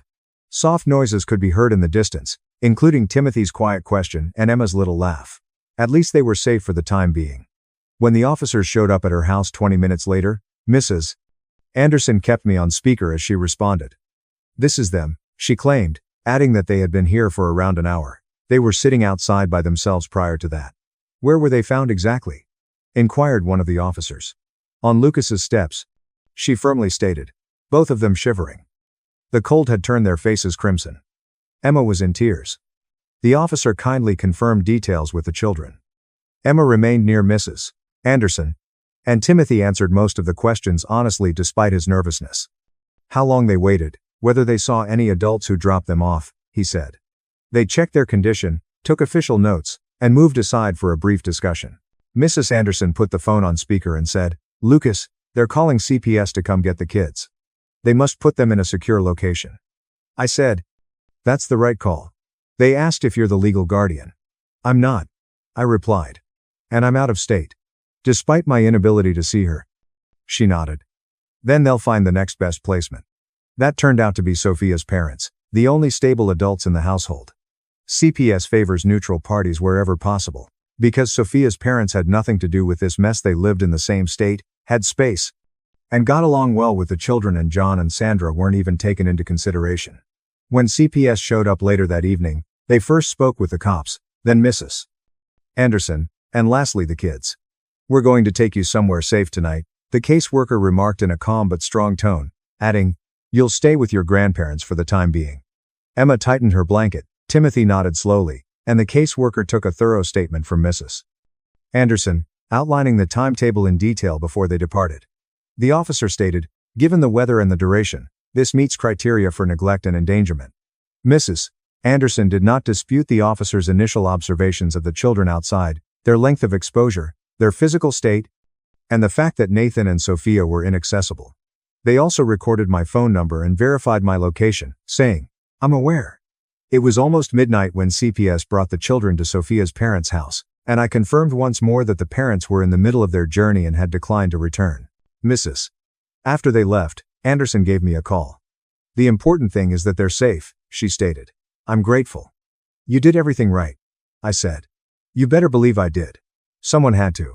I awoke the following morning to a deluge of notifications, voicemails, missed calls, and texts from Nathan and Sophia, who had reportedly landed in Helsinki, switched their phones back on, and learned that CPS had gotten in touch with them. "What did you do?" was all that was on Nathan's first voicemail. "Neglect, they say. They claim that the children were exposed. For what reason would you report us? We instructed you to take care of it. Even worse was Sophia's, you destroyed our vacation. We're being forced to return early. Lucas, you are to blame for this. For doing this, you're unwell." They had not learned a single thing.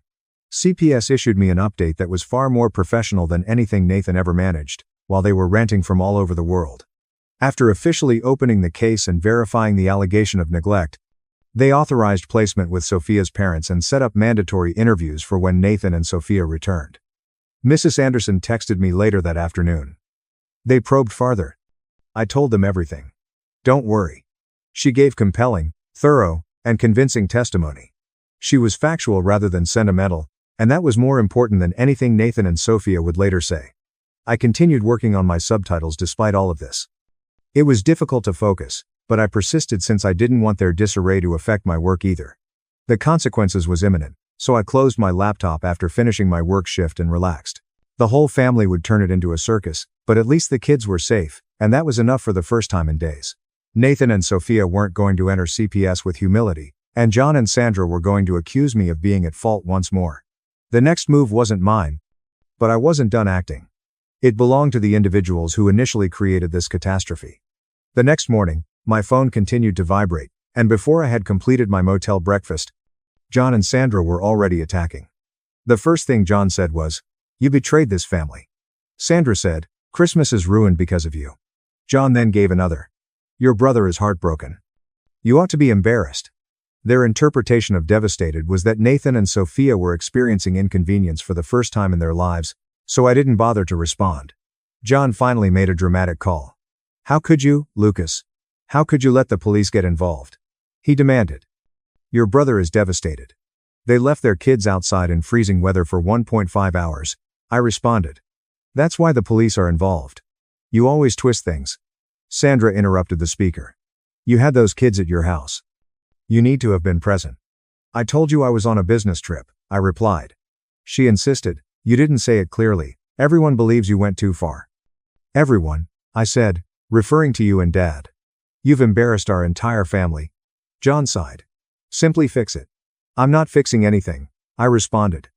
Nathan and Sophia caused this. There was nothing more to say, so I stopped the call, knowing from their silence that they didn't even entertain that option.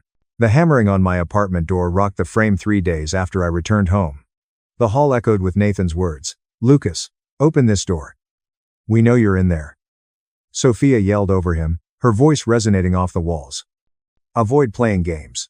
I moved to the door and opened it just enough to reveal my face, but not enough to let them in. I put my foot behind it to prevent them from pushing in. Still, Nathan lunged forward and said, "Move." I didn't move. "Remove a step." "I'm not inquiring." I refused to back down, and he froze in shock. "You ruined our trip," Sophia said, poking a finger close to my face. "Are you even aware of what you did?" "What you did," I clarified, "was leave 2 children on a perfectly cold doorstep. Let's not change the past." Sophia stammered. "They were fine. They looked like penguins auditioning for survival, I commented. Cut the crap. Why weren't you home? Nathan asked, slapping the door frame. Was it confusing, or is listening optional in your marriage? I said. Because I told everyone, even you, I added. Oh, there he goes. Sophia sneered. Mr. Responsible, Mr. Perfect. I leaned forward a little and said, Sweetheart. You two couldn't even handle opening a weather app before ditching your kids. Nathan's expression tightened. You should have left a key. And you should have left a babysitter, I responded. But here we are. Almost choking, Sophia said, we missed the northern lights because of you. And I missed 3 days of peace because you treat your kids like luggage, I replied. Looks like we're all having a rough week. Once more, Nathan attempted to push the door. Let us in. I held up my hand. No, you can only go this far. Consider this threshold to be the line you've always stayed clear of. With a gasp, Sophia said, You're unbelievable. No, I replied, I'm reliable. When you try it, you'll be astounded by the results. Nathan poked my chest with a finger and said, You called CPS. I cocked my head. No, genius. CPS was contacted by the police. I simply provided the facts. Take it up with reality if it offends you. Sophia's eyes widened. We trusted you. I responded, You used me like free childcare with no notice. And you trusted me with nothing. It's not trust. That's being lazy. Nathan spat. You sit at a computer and type subtitles, and you think that makes you superior to us? Funny thing. I replied. Even typing subtitles requires more responsibility than you two showed last week. Sophia's mouth fell open. You're disgusting. Bold words from a woman who left her daughter shivering on N. Concrete, I replied. Careful before irony slaps you on the way out. For a rare time, they both became silent. Nathan gave it another go. Lucas, help your family. That is the purpose of family. Family doesn't dump kids like unwanted mail. I responded. Family doesn't leave their kids to freeze while sprinting to an airport latte. Family doesn't expect me to clean up their disasters on demand. Sophia yelled. We needed that. Trip. And your kids needed parents. I responded. Guess which one wins? I leaned forward just enough to block Nathan as he attempted one final push past the door.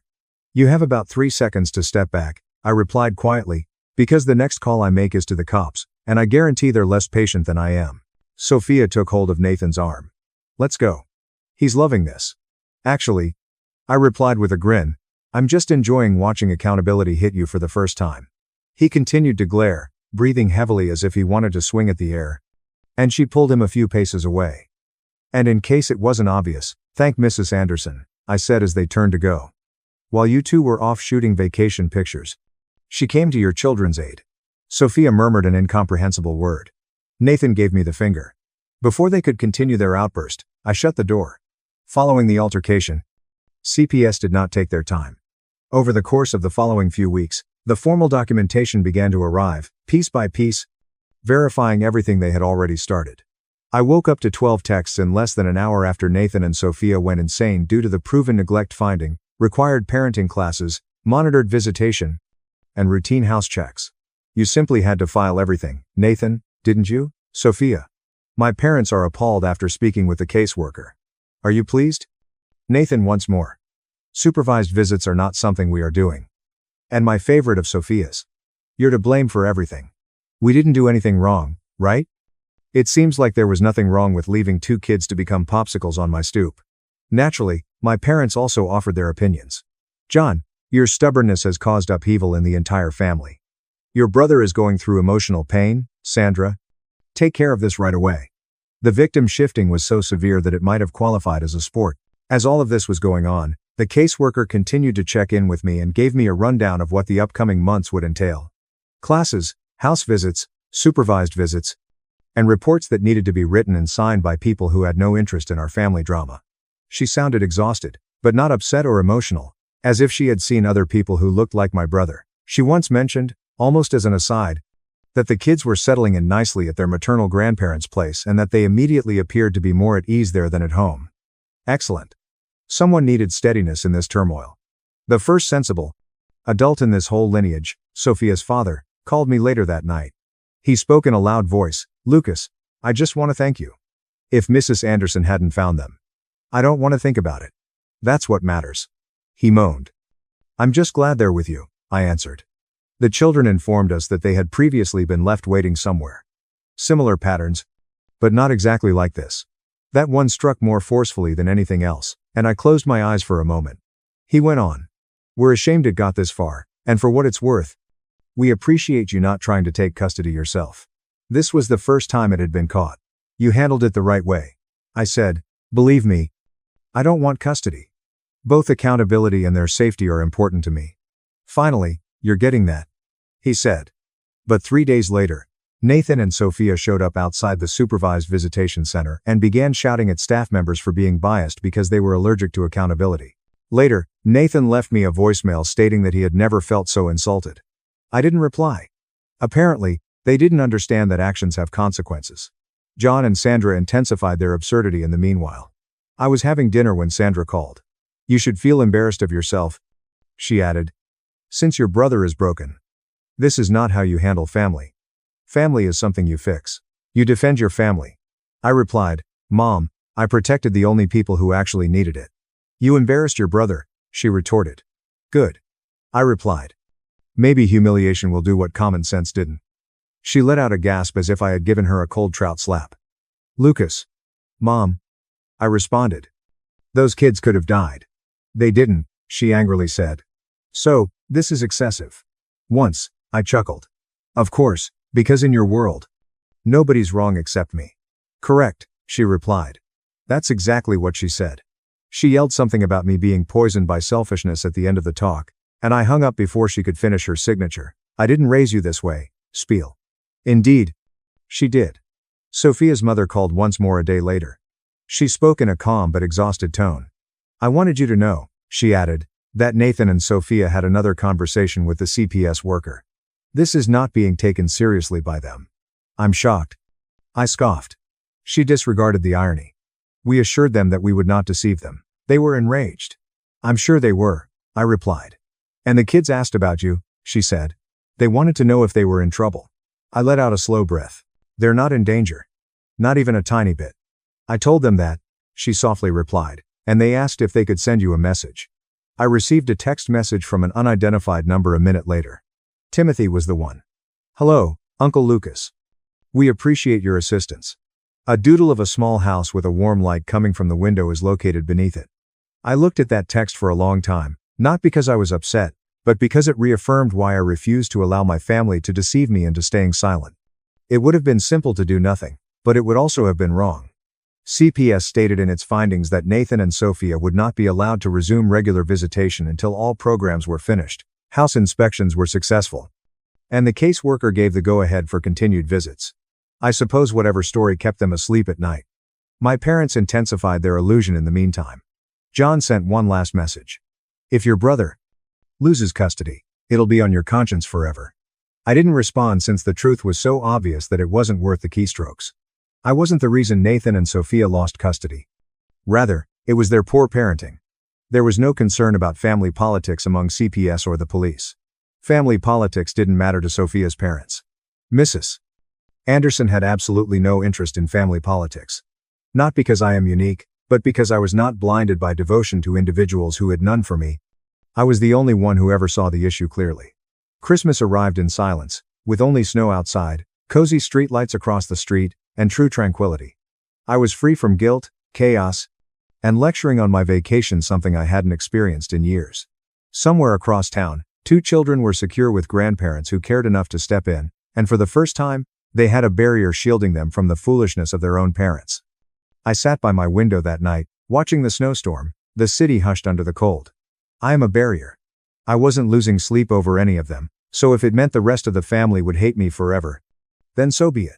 I turned off my phone, lowered the blinds, and relished the one gift my family never gave me. Tranquility. Please click subscribe if you like this video. Thanks to it, the channel is able to provide you with more and better stories. My wife was pregnant with my golden brother's child. They were plotting to destroy me. But I found out, and left them both jobless. Broke. Begging for help. I laughed, shut the door, and drove off in my new BMW. I never imagined I'd be the guy checking his wife's phone. 6 years married. Emma and I met at a mutual friend's wedding. One of those times when she laughed at my bad joke about the open bar, and I knew I wanted to hear her laugh every day. We acquired a house 3 years ago. Nothing spectacular, simply a 4-bedroom house in a nice neighborhood. I had saved for the down payment before we even met. Placed the mortgage in my name. She moved in following the wedding. I work as a regional operations manager for a medium-sized manufacturing company. Long hours, a consistent paycheck, benefits, the type of job that covers the bills but does not make for good dinner conversation. Emma freelanced as a graphic designer, working from home most days. We had a routine. We have coffee together in the mornings, dinner around 7, and watch Netflix on weekends. My younger brother, Jack, has always been the golden child. 3 years younger and still figuring out his way. He'd alternated between sales jobs and business ideas that would inevitably fail within months. However, my parents viewed every failure as a learning experience. Every achievement I achieved was expected. Every stumble Jack took was daring. I was the responsible and boring one. Things started to change about February. Small things at beginning. Emma stopped asking about my day and began keeping her phone face down on the counter. Screen is always dark. When calls came in, she would take them into the bedroom. Close the door. Her voice echoed softly through the walls. She'd say, "Just a client," when she came out. Then began the late nights. Working on a large job with a deadline. Meeting with a possible client for drinks. She'd arrive home after 10, perhaps 11 p.m., smelling of an unfamiliar fragrance. I told myself I was overly paranoid. Marriage requires work. People become busy. She was growing her business, but she had stopped touching me. She stopped asking me to touch her. We would lie in bed, facing opposite walls. It was a Thursday in late March when everything broke. I arrived home early. Afternoon meetings were canceled. The supplier called in ill. The home was peaceful. Emma's laptop was open on the couch, but she was not present. Then I heard a shower running upstairs. Her phone was on the kitchen countertop. Face up and unlocked. A notice banner slid from the top of the screen. "Jack, I can't wait to see you tomorrow. I miss you already." My stomach sank. I picked up the phone. I started the topic before I could talk myself out of it. Scrolled upwards. Weeks of texts. Perhaps months. "I adore you, too. He is working late again. Come over. Last night was perfect." I continued scrolling. My jaw tightened with each line. Then I found it. "Emma. I took 3 tests. It's all positive. Jack. Holy stuff. Are you certain, Emma?" The doctor confirmed it yesterday. I'm 8 weeks. 8 weeks. I scrolled quickly. "Jack. What should we do?" "Emma. I spoke with a legal acquaintance. If we wait until after the baby is born to file, he will be required to pay child support regardless of paternity, even if the truth is revealed later." "Jack, that is great. How about alimony, Emma?" She went on. "I could get at least $1,500 a month for 3 years, maybe more, depending on the judge. So, Jack, between child support and alimony, what are we looking at?" $3,000 per month. "Emma, probably. He makes a decent living, Jack, enough to support our new life together. I almost feel bad." "Emma, don't. He will survive. He always does." My vision tunneled. I continued reading. "Jack, when will we tell him?" "Emma, when the baby arrives. We will have everything organized. Saturday plans include an apartment, a lawyer, custody arrangements, a clean break, Jack, and a family meal. We're still announcing the pregnancy, Emma. Yeah. Watch how he reacts. If he suspects anything, we'll know. Jack. He will not. He is clueless. Emma, I understand. That's what makes this so simple." I heard the shower turn off upstairs. I returned the phone precisely where I found it. I walked into the living room, sat down on the couch, glanced at the wall, and heard footsteps on the stairs. Emma arrived in the doorway, hair wet and covered in my bathrobe. She grinned upon seeing me. "Hey, darling, I didn't hear you come in. Meetings concluded early." She walked over and kissed the top of my head. "Do you want to order takeaway tonight? I am fatigued." "Sure. You okay? You seem tense." "Just exhausted. A long week." She squeezed my shoulder before disappearing into the bedroom to get ready. I sat there on the couch. In the house I bought, paying off the mortgage on the life I'd made. The family meal was on Saturday, 2 days away. I had 48 hours to decide. Do I confront them now, or will I stay at that table and watch them reveal my wife's pregnancy while my brother smiles at me? I choose the second option. Friday passed in a fog. I went to work, came home, and behaved normally. Emma kept looking at me over supper, as if she was waiting for something, but I offered her nothing.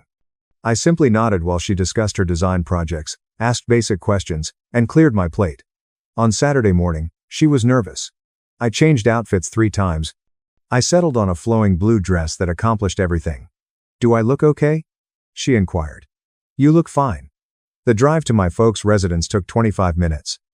Emma spent the majority of it on her phone, texting. I didn't have to guess who.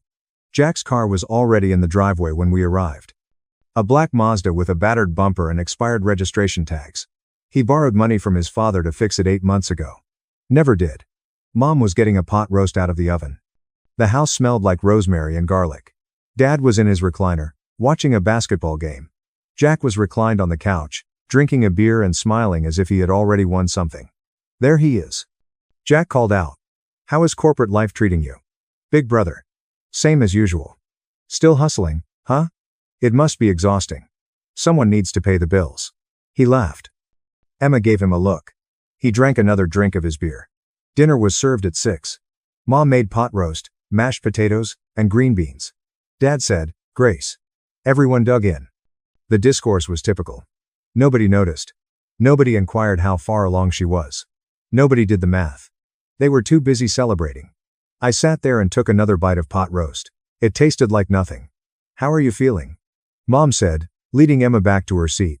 "Is there any morning sickness? Cravings?" "I'm feeling a little nauseated in the mornings, but I'm coping. That is normal. It will pass." "Oh, I'm quite excited." My first grandchild, Jack, raised his beer. Everyone clinked their glasses in celebration of new beginnings. I lifted mine and said nothing. Emma excused herself from supper and went to the restroom. Jack got up to help with the dishes. I counted to 30 and followed them into the kitchen. They were standing by the sink. Close. His hand rests on her lower back. "Cute," I said. They leaped apart as if I had shot a rifle. "What?" Jack was the first to recover. "It's just pure confusion." The performance was quite convincing. "I'm not sure what you're talking about." I took out my phone and opened the screenshots I had taken Thursday night. I turned the screen to face them. Jack's smile faded. Emma turned pale. "How long have you known?" "Long enough." "It is not." Jack started. "Don't." My voice sounded flat. Cold. "I read everything. The strategy, the schedule, the child support calculations, all of it." Emma's eyes streamed with tears. "Not the guilty sort, the defensive kind. You went through my phone. You're sleeping with my brother while carrying his baby.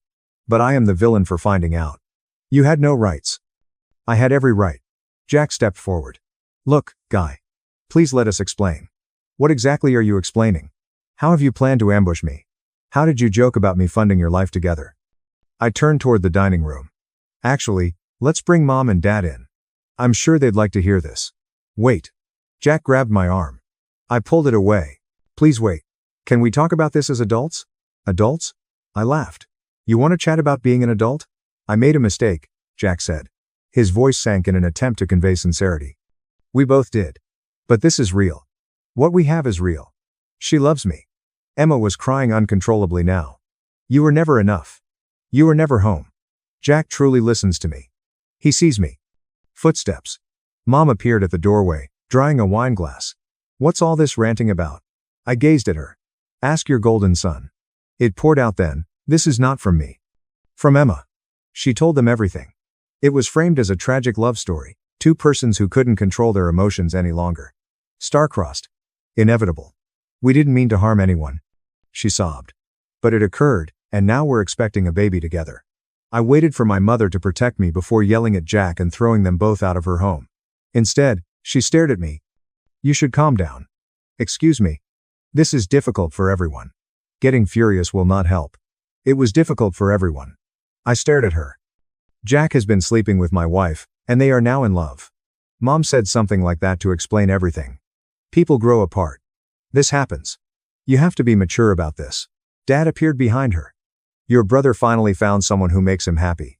You should be supportive." "She's my wife and maybe she wasn't meant to be." Dad corrected him.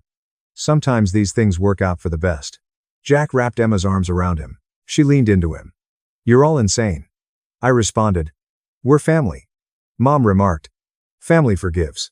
Family moves forward." I looked at each of them. My parents, brother, and wife. Then I walked outside, got into my car, drove home, and sat in the driveway for an hour. Monday morning, I phoned a divorce attorney. The process spanned 4 months. Emma's counsel described me as bossy, emotionally aloof, and borderline abusive. My mother testified on her behalf. Said I never expressed affection, that I was constantly busy and never present. Jack played the hero, claiming he only became engaged because Emma required emotional support. I lost my car at the settlement. Had to sell it. Split the cash. The judge ordered alimony. $1,500 every month for 3 years.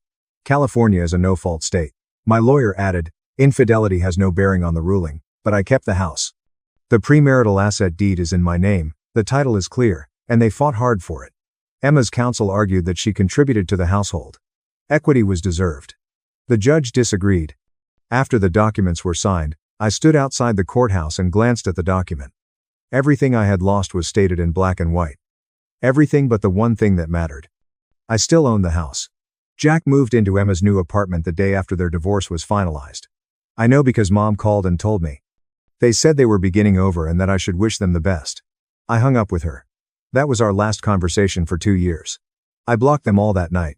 Mom, Dad, Jack, and Emma. I changed my number the next morning. I deleted every social media account I had. Facebook, Instagram, LinkedIn, all of it. If they wanted to reach me, they would have to come in person. Mom tried anyhow. I called my work 3 times in the first week. My helper learnt to screen her out. Your mother is also online, and she'd say, tell her I'm unavailable. She says it's urgent. It isn't. The voicemails piled up. I never listened to them. I just erased them in batches every several days. 17 messages. 23. 31. They eventually stopped arriving. Jack showed up at my residence only once. It was Thursday night, nearly midnight. I was in bed when I heard a pounding on the front door. I looked out the window and saw him standing beneath the porch light, swaying. Drunk. Come on, guy. He yelled. Open up. We need to talk. I phoned the cops. I told them there was an alcoholic man on my property who refused to go. He gave them his name, car, make, and model. They arrived 12 minutes later. I observed from the upper window as they made him sit on the curb, took his information, and ordered him to go home. He never returned. Without Emma, the house felt huge. 3 bedrooms, 2 bathrooms, and a kitchen I hardly used. I bought it thinking we'd fill it. There might be some kids and a dog. Now it was only me and the sound of my footsteps on the hardwood floors. I poured myself into work because the alternative was to sit in that empty house and go nuts. I started coming in at 6 and left at 8. Took on every assignment that no one else desired. Supply chain optimization, vendor negotiations, cost-cutting initiatives, and other laborious, detail-oriented tasks necessitated 60-hour work weeks with no social life. I didn't care. I had nothing else. 3 months in, I discovered an inefficiencies in our shipping logistics that was costing us $45,000 per month. I fixed it. In the first quarter, I saved the organization $500,000. My boss noticed. 6 months in, I reworked our vendor contracts and reduced material prices by 20%. My supervisor took note. The first year was most difficult. I'd wake up at 3 a.m. and lie there staring at the ceiling, replaying the meal, the messages, the courtroom, and my mother's testimony until my alarm went off at 5. Some evenings, I'd stand in the driveway thinking about driving to their apartment. I tried confronting them again, wanting to know how they could do it, how they could sleep at night, but I never succeeded. The silence was cleaner. Silence gave them nothing to use against me. I began running 5 miles every morning before work, then 7 and eventually 10. I lost 20 pounds. I stopped drinking totally. I bought a home gym and spent the evenings lifting till my arms shook. The wrath did not subside. It simply calcified, hardening into something cold and permanent in my chest. People at work began asking if I was okay. I'd grin, say I was wonderful, and change the subject. My assistant inquired whether I wanted to join the company softball team. I declined. Invitations to happy hours. Declined. Someone's birthday party was denied.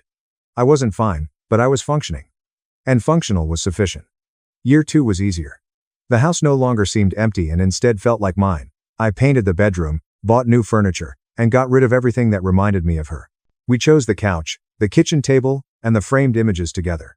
I started sleeping through the night again. I stopped checking my blocked call log. I stopped wondering what they were up to or whether they were thinking about me. I was promoted to senior regional manager. A little boost leads to increased responsibility. I accepted it without negotiation. I told my manager that I wanted to show myself in the role before asking for extra money. He respected that. I stopped counting the days I wasn't thinking about them. I stopped evaluating my life against the divorce. Just existing, worked, ran, lifted, slept, and repeated. And then, on a Tuesday morning in late March, almost precisely 2 years after discovering those texts, my employer summoned me to his office. "Shut the door," he instructed. His tone was not the typical casual management voice. This was serious. I closed the door and sat across from him. He passed the folder across his desk. "I need to speak with you about your future here." I'd worked with the company for 7 years, through 2 rounds of layoffs, and turned around 3 failing projects. Over the previous 2 years, I've saved them more than $1 million. So, when my supervisor stated we needed to discuss my future, my initial thought was, I'm getting fired. "You've been destroying it." He responded, "Senior regional manager isn't big enough for what you're capable of."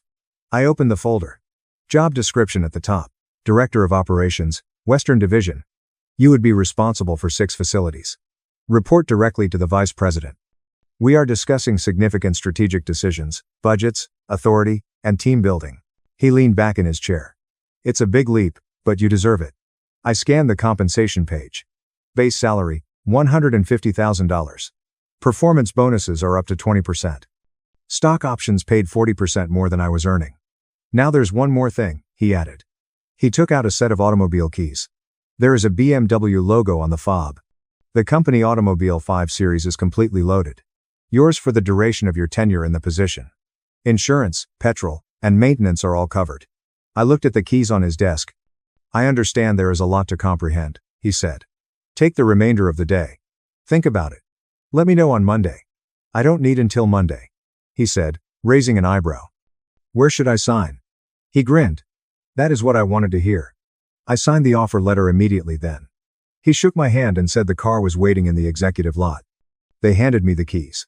"Go celebrate," he replied. "You've earned it." I walked out of his office, dazed. I told my assistant I was going to take the afternoon off. First time in 2 years.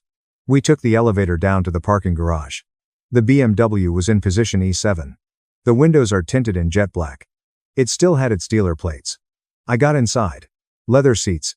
Digital dashboard. It smelt of success and new beginnings. I drove immediately to the dealership and signed the paperwork to transfer it to my name as a company vehicle. Then I just drove, taking the picturesque route along the coast with the windows down and the motor purring. For the first time since that Thursday, I discovered the texts. I felt as if I had won something. That evening, I treated myself to Meridian House, a steakhouse with a dress code and a wine list longer than the menu. I sat at the bar and ordered a 16 ounces steak, medium rare, and a bourbon that I couldn't have purchased 3 years ago. The bartender exchanged light banter. "Special occasion, new job. Congratulations, guy. That is big." It was enormous. I'd rebuilt everything they attempted to take from me. Better than before. After supper, I stood in the parking lot, next to the BMW. The sun was sinking, casting an orange glow over the hood. On a whim, I took a photograph. Just me leaning against the car with the city skyline in the background. I hadn't used social media in 2 years. Deleted everything after the divorce. But that night, I revived my LinkedIn. I updated my profile with a new title, uploaded the photo, caption, and new chapter, and posted it at 9 p.m. By 10 p.m. I received 43 likes. By midnight, almost 200 comments had poured in. "Congratulations. You deserve it. Looks good, man." Old coworkers, college friends, and folks I hadn't spoken with since before the marriage. I fell asleep feeling lighter than I have in years. The call began the next morning. Unknown number. I ignored it. It called back right away. I forwarded it to voicemail. 3 more calls before noon. They are all unknown numbers. I checked my voicemail during a break. "Honey, this is Mom." Her voice shook. "I saw your post. We need to talk. Please call back. It's important. This is about Jack." I removed it. She called 6 more times in the afternoon. I blocked that number.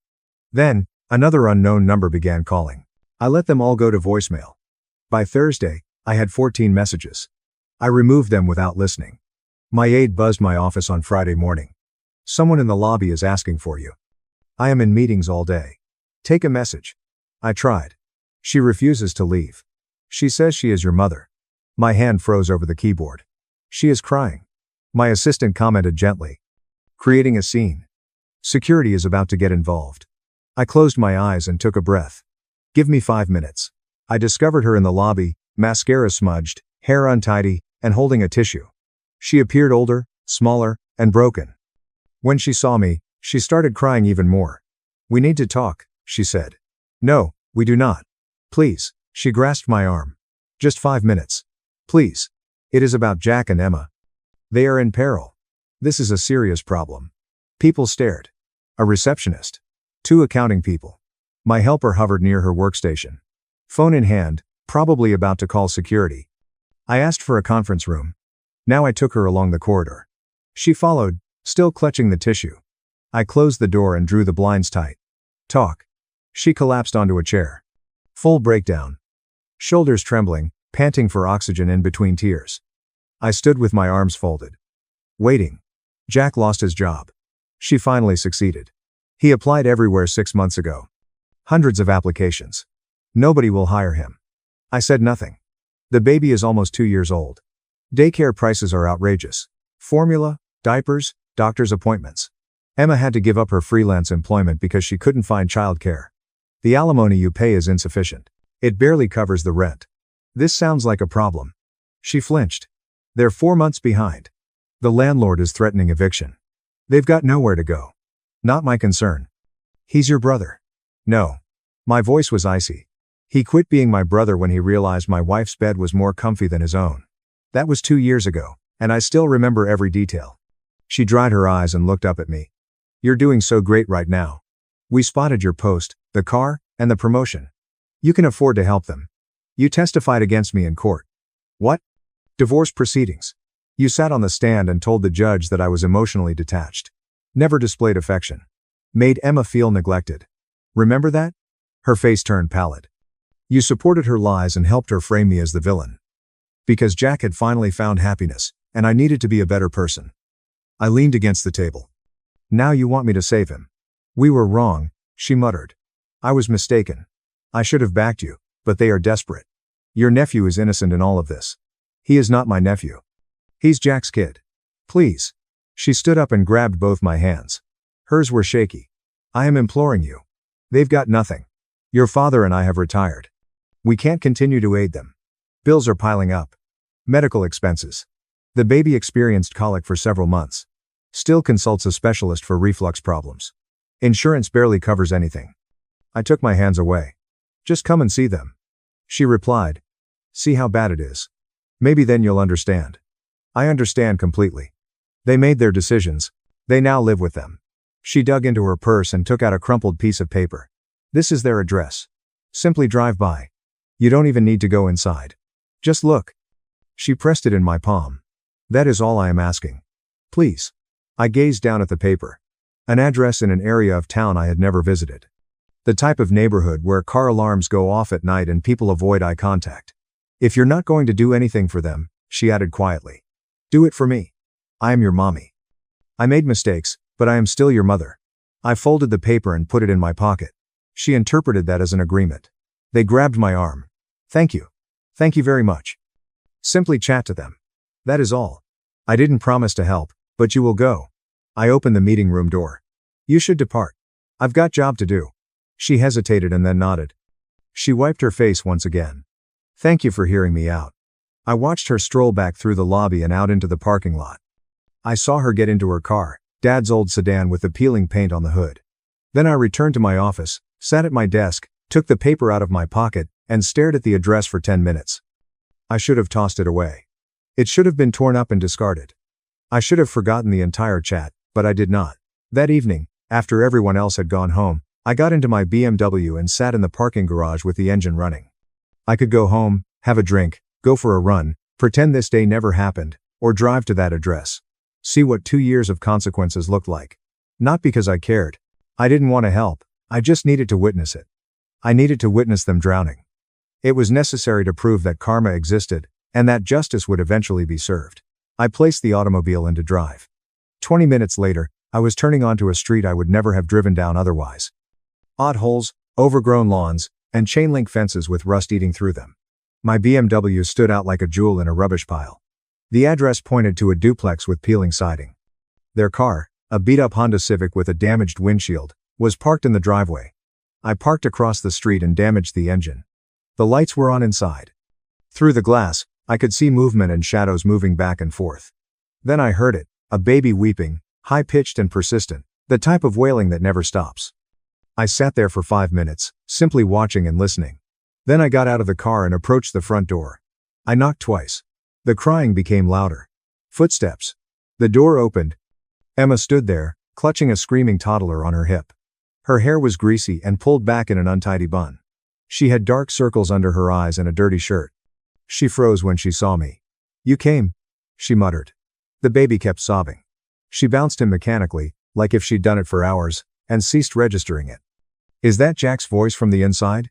He arrived behind her, leaner than I remembered, unshaven, dressed in sweatpants and a t-shirt with rips in it. "Holy stuff. You actually arrived. I didn't leave the doorstep."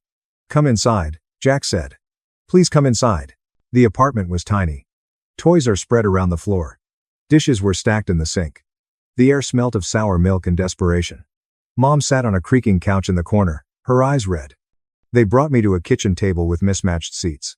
Jack cleared out documents and bills, as evidenced by the red past due stamps.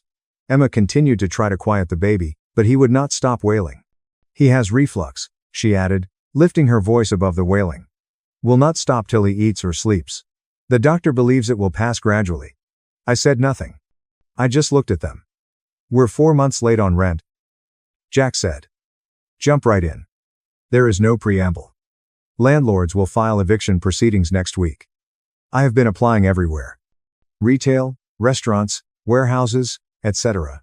But with a gap in my resume and no references, he faded off. No one is biting. Daycare costs $2,000 every month," Emma noted. The baby eventually calmed down to a whimper. "I had to give up freelancing. I can't work and watch him at the same time. The majority of your rent is covered by your alimony, but there are additional expenses such as electricity, food, formula, diapers, and medical bills. He sees a specialist twice per month." Jack cut in. "Insurance covers some of it, but we still spend $350 out of cash for each visit." I slumped back in my chair. "Allow the silence to stretch." Jack cast a peek toward Emma. She stared at Mom. Mom looked at me with pleading eyes. Jack finally admitted, "I know I screwed up. I know I don't deserve your assistance, but we are family. You're doing fantastically now. We saw your post. That car and that promotion. You've worked hard for it. You've earned it. And I am proud of you. Man. I actually am. We made mistakes," Emma said. Tears are starting. "I was selfish. I hurt you. I destroyed everything we had. I do not expect pardon, but please for him." She nodded at the infant. "He did not ask for any of this." Mom rose up and walked up to me, placing her hand on my shoulder. "Please, honey, they need you. Just a few hundred per month. Alone. Anything." I glanced at them all. Jack fidgets with his hands.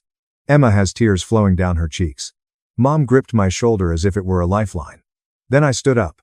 "Wait." Jack rushed to his feet. "Where are you going?" I moved towards the door. "Please." Jack followed me. "Simply think about it. You do not have to make a decision right now. Just ponder it." I opened the door. It was pouring outside. Rain hitting the pavement and filling the gutters. I had been inside for less than 10 minutes when the heavens opened up. "Do not do this." Jack came out behind me, very saturated. "We're family." I approached my BMW. Emma and Mom came out onto the porch and stayed beneath the tiny overhang. "He's your brother," Mom exclaimed over the rain. I approached the car and looked back. Jack was standing in the center of the street, rain on his hair and t-shirt clinging to his body. Emma was crying on the porch, still holding the baby and attempting to protect him from the spray. Mom had both hands on the railing. "Please," Jack said, water flowing down his cheeks. "I am imploring you."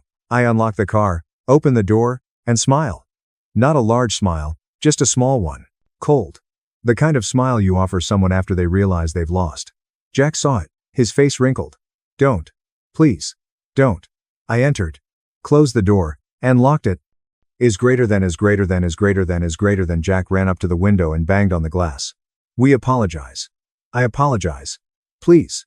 I started the engine. The purr muffled his voice. Emma shrieked something that I could not hear. Mom was sobbing. I placed the automobile into drive. Jack slammed his fists upon the hood. "Don't leave us like this." I drove slowly. He had to jump back. I kept an eye on them in my rearview mirror. Jack on his knees in the street, with water accumulating around him. Emma slumped on the porch stairs. Mom clings to the doorframe. They became smaller and smaller until they vanished. I drove home silently. I parked the BMW in my driveway. My residence. The one they were unable to touch. The one thing they never stole from me.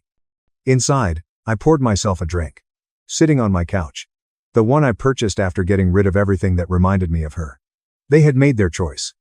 They celebrated my demise, testified against me, stole my money, car, and dignity, and now they want me to save them. Family. She claimed they were never my family. That night, I slept better than I had in 2 years. They will either figure it out or not. Either way, it's no longer my problem. I left them in the rain and haven't looked back. Thank you for staying till the end. If you appreciate our videos, please remember to like, share, and subscribe. Have a wonderful day. My father's toxic wife mistreated me for years. But when I was 9, my grandparents deeded their house to me. After Grandma died, his wife's daughter demanded I give it to them. Now their lives are unraveling, and my father is losing everything. A year later, Dad remarried Clara. She brought 2 children from her prior marriage. Summers and alternate weekends were meant to be spent with them, but I started to dread those visits. Clara pushed hard for us to instantly become a single, happy family. She would say that I should call her mother and treat her children like their own. She would complain to my father about how tough and ungrateful I was when I didn't react the way she wanted. My father's approach to handling conflict was to completely avoid it. After bringing me to their home for my appointed time, he would depart to accompany Clara on errands or drop her children off at their events. In the guest room they prepared for me, I sat by myself for the majority of those occasions. My belongings in that room kept going missing. My toys would wind up in her children's rooms. My clothes would end up in their laundry and never come back. Instead of returning my old possessions when I protested, my father bought me new ones. It became evident that he found it simpler to give me gifts than to deal with the issues. Instead, I began to spend more time with Eleanor, my grandmother. My father's house was around 20 minutes away from her residence. I would request to visit her whenever Dad picked me up for visits. At that time, my grandfather Henry was also still living. On 15 acres of land in a rural part of Kentucky, they had this lovely old farmhouse. We used to spend our evenings sitting on the wraparound porch of this 1,942-era home. I learned how to cultivate and can veggies from my grandmother. I learned how to recognize the many tree species on the land from my grandfather. The only pleasant memories I have of that time in my life are of those summers spent at their home. My grandparents invited me into their dining room one afternoon when I was 9 years old. The table was covered with papers. According to my grandma, they wanted to guarantee that I would always have a place to call home. According to her, they were transferring the house into my name so that I would inherit it immediately upon their death, bypassing probate and other intricate legal procedures. At the time, I didn't completely get what that meant. I had a gut feeling that they were taking significant action to keep me safe. I signed documents with the attorney who came to the house. That day, the deed was transferred. In less than a week, my father learned about it. While I was there, he arrived at my grandmother's house and got into a fight with them in the front yard. He insisted that I was too young to possess property and that they were acting carelessly. My grandmother informed him that he had to depart because the decision had been made. After that, he didn't talk to them for about a month. When he eventually recovered, he would occasionally remark that, as their son, he ought to have inherited the house. My grandmother would simply disregard him. When I was 16, things worsened. One day, Clara unexpectedly stopped by my grandparents' house. She wanted to discuss a matter pertaining to my father's finances with my grandfather. The discussion became heated. I heard shouted voices coming from the front porch while I was in the kitchen. Clara pushed my granddad back when I stepped outdoors. He landed on the porch's wooden planks. He was 80 years old, but he was not gravely injured that day. When my grandmother emerged, she ordered Clara to leave their property right away and never return. My dad stood up for his wife. My grandfather must have provoked her in some way, he replied. My grandma informed him that he was also not welcome at their home until he expressed regret and accepted responsibility for his wife's behavior. It was 8 months before they saw one another. My grandfather suffered a stroke during that period. Even though it was mild, everyone was afraid. After my father eventually paid him a visit in the hospital, their relationship was never the same. My grandfather had poor credit when he passed away, as I later learned. Years before, my father had obtained minor loans and credit cards in his name without authorization. He never fulfilled his promise to reimburse them. For more than 10 years, my grandfather had been making minimum payments on debt that wasn't even his. After Grandpa passed away in 2009, my grandma was rummaging through documents when she came upon this. My grandmother would update her will each time my father did something similar to ensure that he couldn't inherit more property. 9 years ago, I married David, who is 36 years old. We have a daughter, Lily, who is 5F. Clara denied Lily's existence for the first 3 years of her life. She informed my father that because I had treated her disrespectfully throughout the years, she didn't want anything to do with my child. Even my dad agreed to it. His own biological grandchild wasn't introduced to him until she was nearly 4 years old. It wasn't until Lily began questioning why she didn't have a grandfather like other children did I consent to allow him see her. However, I have very rigid boundaries. Visits were only permitted at my house under supervision. 3 months ago, my 94-year-old grandmother passed away. It was a little funeral. Clara claimed she didn't feel comfortable going, so my father came by himself. He said he needed to help go through things, so he stayed at the farmhouse that week. I was too preoccupied with funeral planning to consider what he might be doing, so I let him to remain there. Samantha, 38F, one of Clara's children, messaged me on social media the day following the burial. She and her siblings kept requesting loans from me for various crises, so I had changed my phone number 2 years prior. Samantha's message was succinct and straightforward. She requested that I give my father and Clara the house. Since they would need a place to retire, she added, it was only fair that my father, as the son, should inherit the house. She didn't offer any sympathy for my grandmother. She asked for the property without first asking how I was doing. I didn't answer her. Instead, I got in touch with the attorney handling my grandmother's estate. What I already knew, he confirmed. When my grandma passed away, the house immediately transferred because I had received the deed when I was 9 years old. I already had it. The remainder of her estate was placed in a trust with particular guidelines. In addition to 5 acres of undeveloped land next to the main property, my father was given some stocks. Everything he inherited was structured to return to the trust and then to me in the case of his death. They refused to visit Clara or her kids. I made the decision to keep my viewing of the will a secret from my father. I was curious to find out what he would do. A week after the funeral, he called and wanted to grab coffee. Halfway between his apartment and mine, we met in a diner. After roughly 10 minutes of light chat, he brought up the house. He inquired about my intentions for the land. I informed him that I intended to remodel it and perhaps turn it into a family holiday house. With a hesitant nod, he proposed that perhaps living there with Clara would be preferable.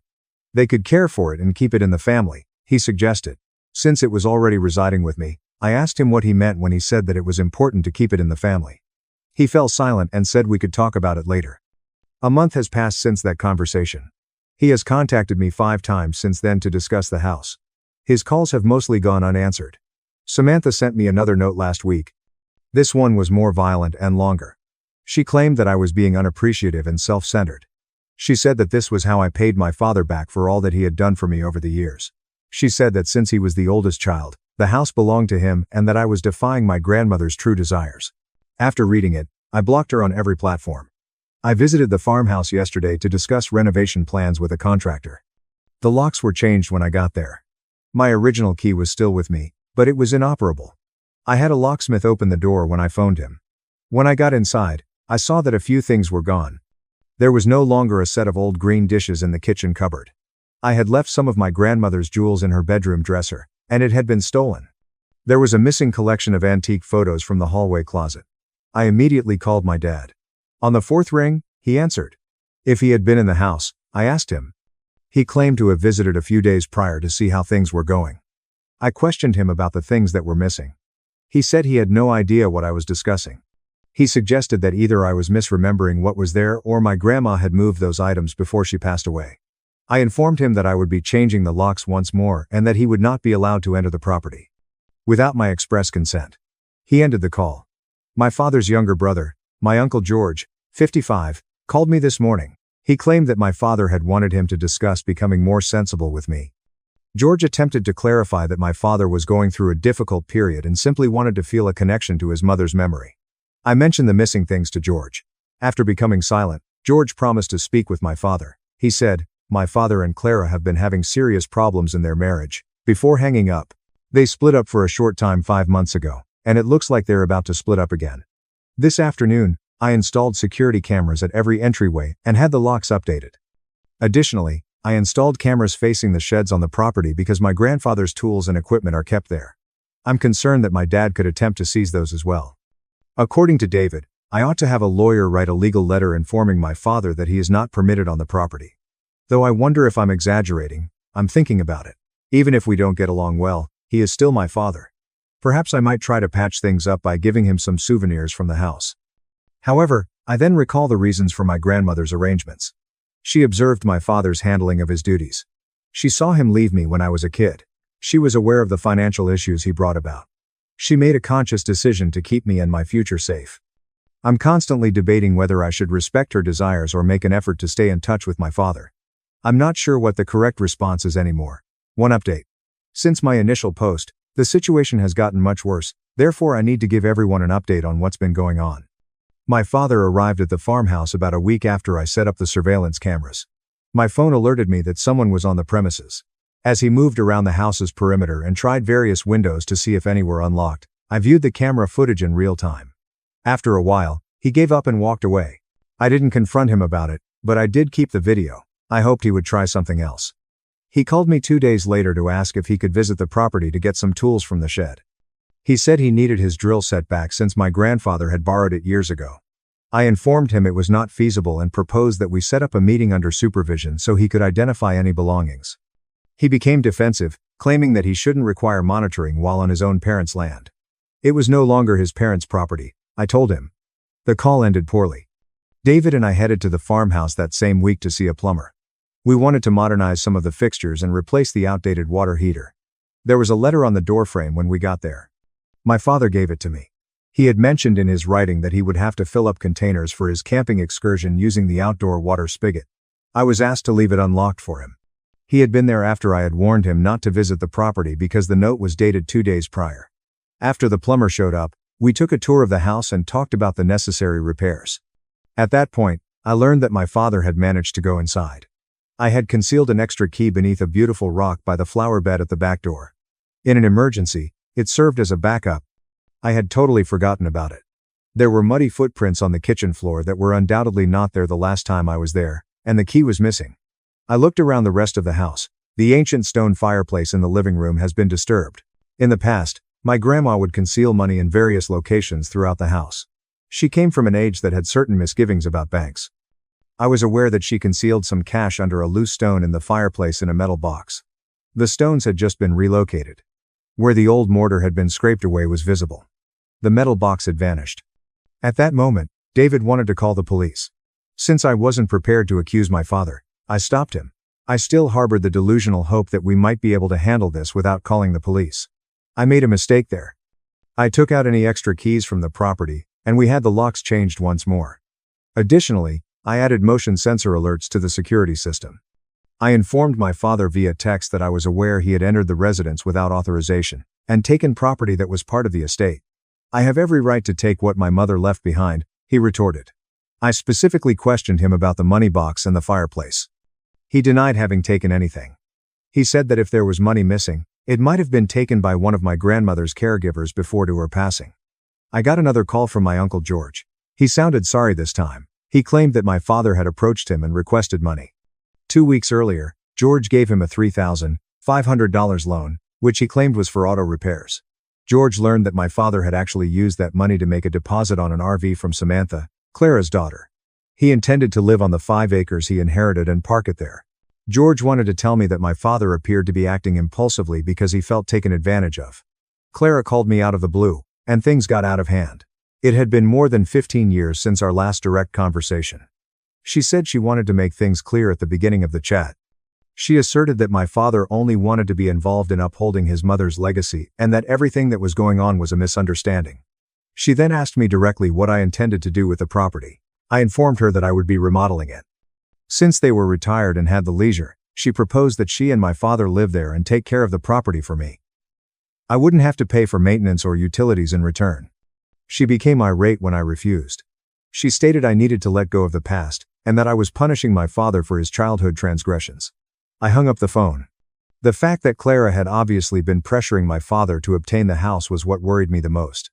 He wasn't merely trying to maintain a connection to his mother's memory. This has to do with their desire for a free area to live.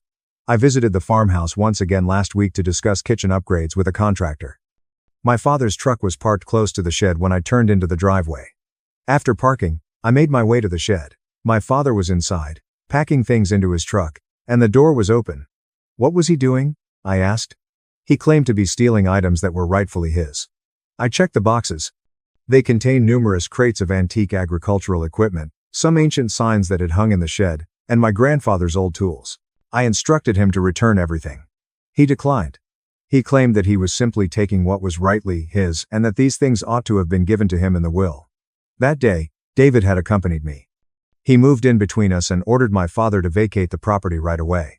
My father began to argue with David, claiming that he had no authority to give him instructions. The dispute became heated. I was accused by my father of poisoning my daughter's mind against her granddad and turning my spouse against him. As I saw my father pack his pickup, David made a call to the sheriff's office. About 12 minutes later, a deputy showed up. I showed him the property deed bearing my name and described the circumstances. My father was requested to return the things he had taken from the shed by the deputy. They were family artifacts that belonged to my father, therefore he initially refused. The deputy clarified that anything on the land belonged to me because I was the owner, unless my father could present proof of ownership. Reluctantly, my dad unloaded the crates. My father warned me that I was ruining our family before he left. He said that, as Clara used to say, I had always been challenging and unappreciative. He claimed that my grandmother had made a grave error in gifting me the house and that he would figure out a way to make things right. He was asked if that constituted a threat by the deputy. After saying no, my father left in his car. That day, I gave the sheriff's office a formal trespassing notice. My father may be arrested if he enters the land without authorization once again. I was instructed to record everything and save all of my security footage by the deputy who answered the call. My father has texted me 5 times since then. I was accused of being spiteful by the first one. The second asked me to return things he said were his, including a set of wrenches and my grandfather's toolbox. According to the third communication, Clara was crying and angry over my treatment of him. This morning, the fourth message arrived. It wasn't long. He claimed that my grandma would be embarrassed of me and that he was disappointed in the person I had grown into. None of these communications have received a response from me.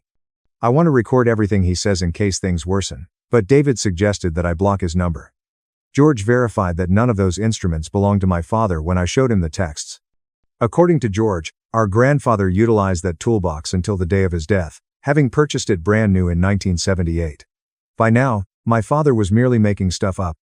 Next week, the contractor will begin work on the kitchen.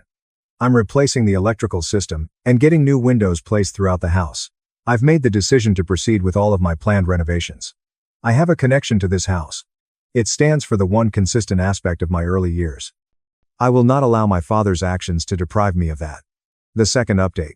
The farmhouse's renovations have been going smoothly. We replaced all of the outdated cabinetry and completely renovated the kitchen. The house already feels different with all the natural light after the new windows were installed last month. On weekends, David and I have been taking Lily there and letting her run around the property much like I did when I was her age. However, my father is still attempting to meddle. He was seated on the front porch when I got to the residence 3 weeks ago. I had put up a security gate at the end of the driveway, but he had managed to get past it somehow. When I questioned him how he got in, he explained that he drove through the next property after spotting a hole in the fence line. To get to my house, he had drove across someone else's property. He desired to speak. He suggested we needed to talk about dividing up the land. He intended for me to maintain the house on 7 acres while he would take the remaining 8 acres, along with the sheds. He had even created a rudimentary map outlining his proposed division of the property. I assured him that it would not occur. He became irate and accused me of being irrational. According to him, his mother would have preferred that he own a portion of the land. I brought up the fact that his mother had the option to bequeath him the land directly for years but decided against it. He got up at that point and said something that chilled me to the bone. He informed me that he had spoken with a lawyer about contesting the deed transfer that took place when I was 9 years old. He stated there might be a case to be made that the transfer should be revoked since I was too young to lawfully take the property. After that conversation, I called my attorney right away. She went over all of the original documents from when I was 9 years old. She gave me her word that the deed transfer was done correctly and was entirely lawful. The transfer had been documented with the county, and my grandparents and my signatures were on file. My father had no justification for contesting it. She did, however, caution me that even a pointless case may go on for months and be expensive to fight. The carpenter I hired to rebuild the back deck gave me a call the following week. He claimed that while he was working at the property, a man posing as my father had arrived.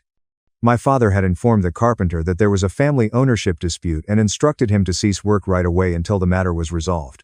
I was asked what was going on by the carpenter. I informed him that my father had no legitimate claim to the property and sent him a copy of the deed. The carpenter claimed he was uncomfortable with my father's appearance, but he nevertheless consented to keep working. 2 more times, with new contractors, this occurred. When the electrician was rewiring the house, my father went up to him and informed him that I lacked the necessary permissions. That was untrue. I had obtained from the county the required permits. Before proceeding, the electrician gave me a call to confirm.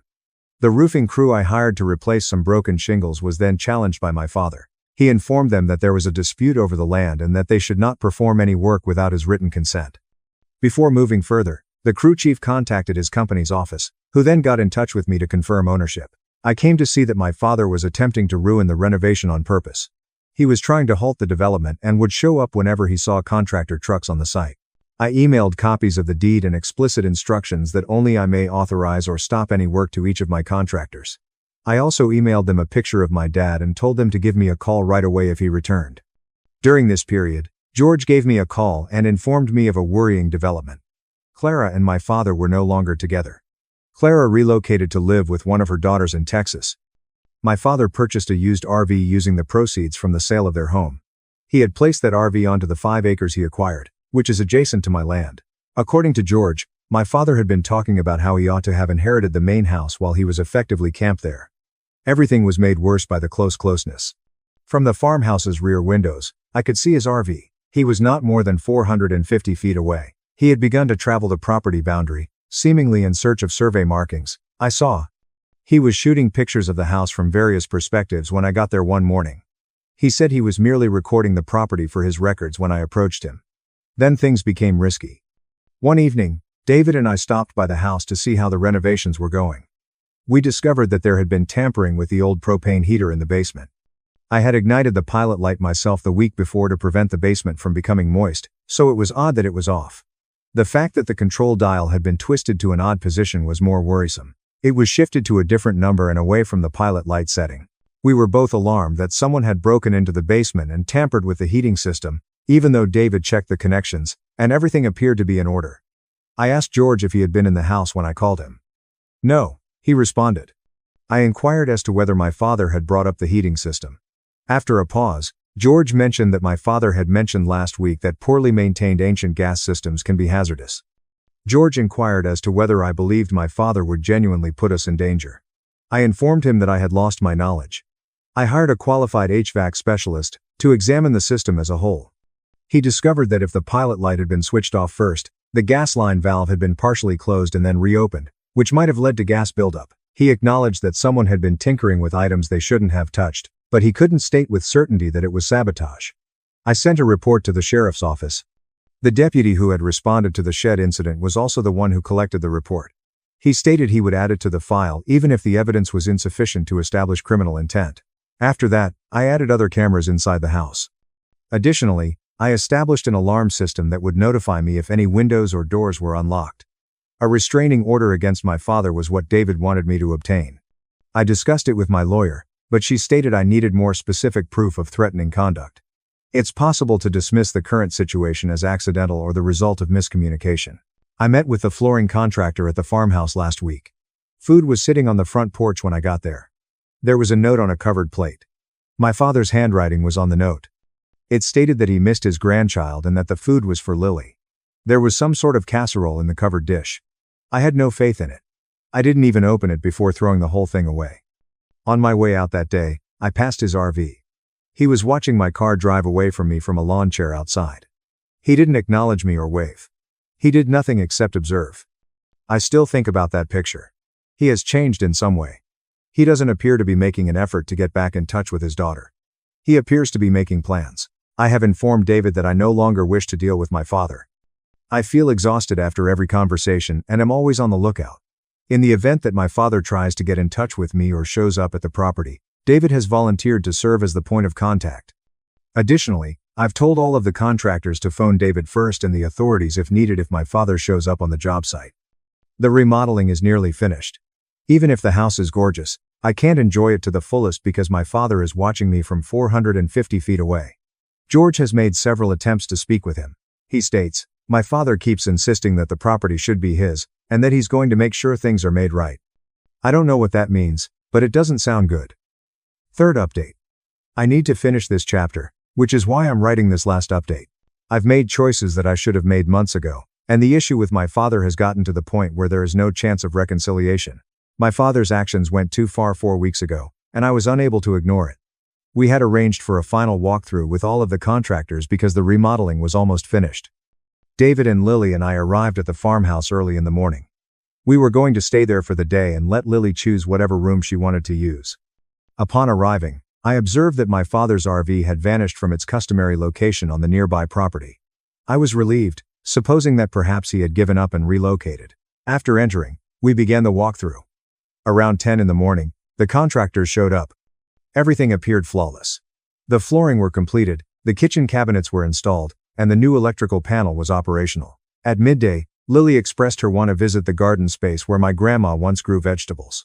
While I was wrapping up with the electrician, David took her outdoors. I heard David yelling from the backyard at that moment. My father and Lily were standing in the garden when I ran outdoors. When he saw her, he emerged from the old tool shed where he had obviously been waiting. My father was being told to leave by David, who was standing between him and Lily. In an attempt to communicate with Lily, my father claimed he simply wanted to spend time with his grandchild. Lily appeared terrified and perplexed. She didn't truly know my father because she had only met him a few times. David brought Lily back to the house after picking her up. Claiming he was entitled to see his grandchild, my father trailed behind them. I immediately made a call to the sheriff's office. When he saw me on the phone, my father yelled that I was exaggerating. "I just wanted to give Lily a present," he stated. He displayed a tiny, wrapped parcel. I instructed him to put the box on the porch and leave my land. He declined. He stated he wanted to speak with me about the property problem before he left. Within 12 minutes, the sheriff's deputy showed up.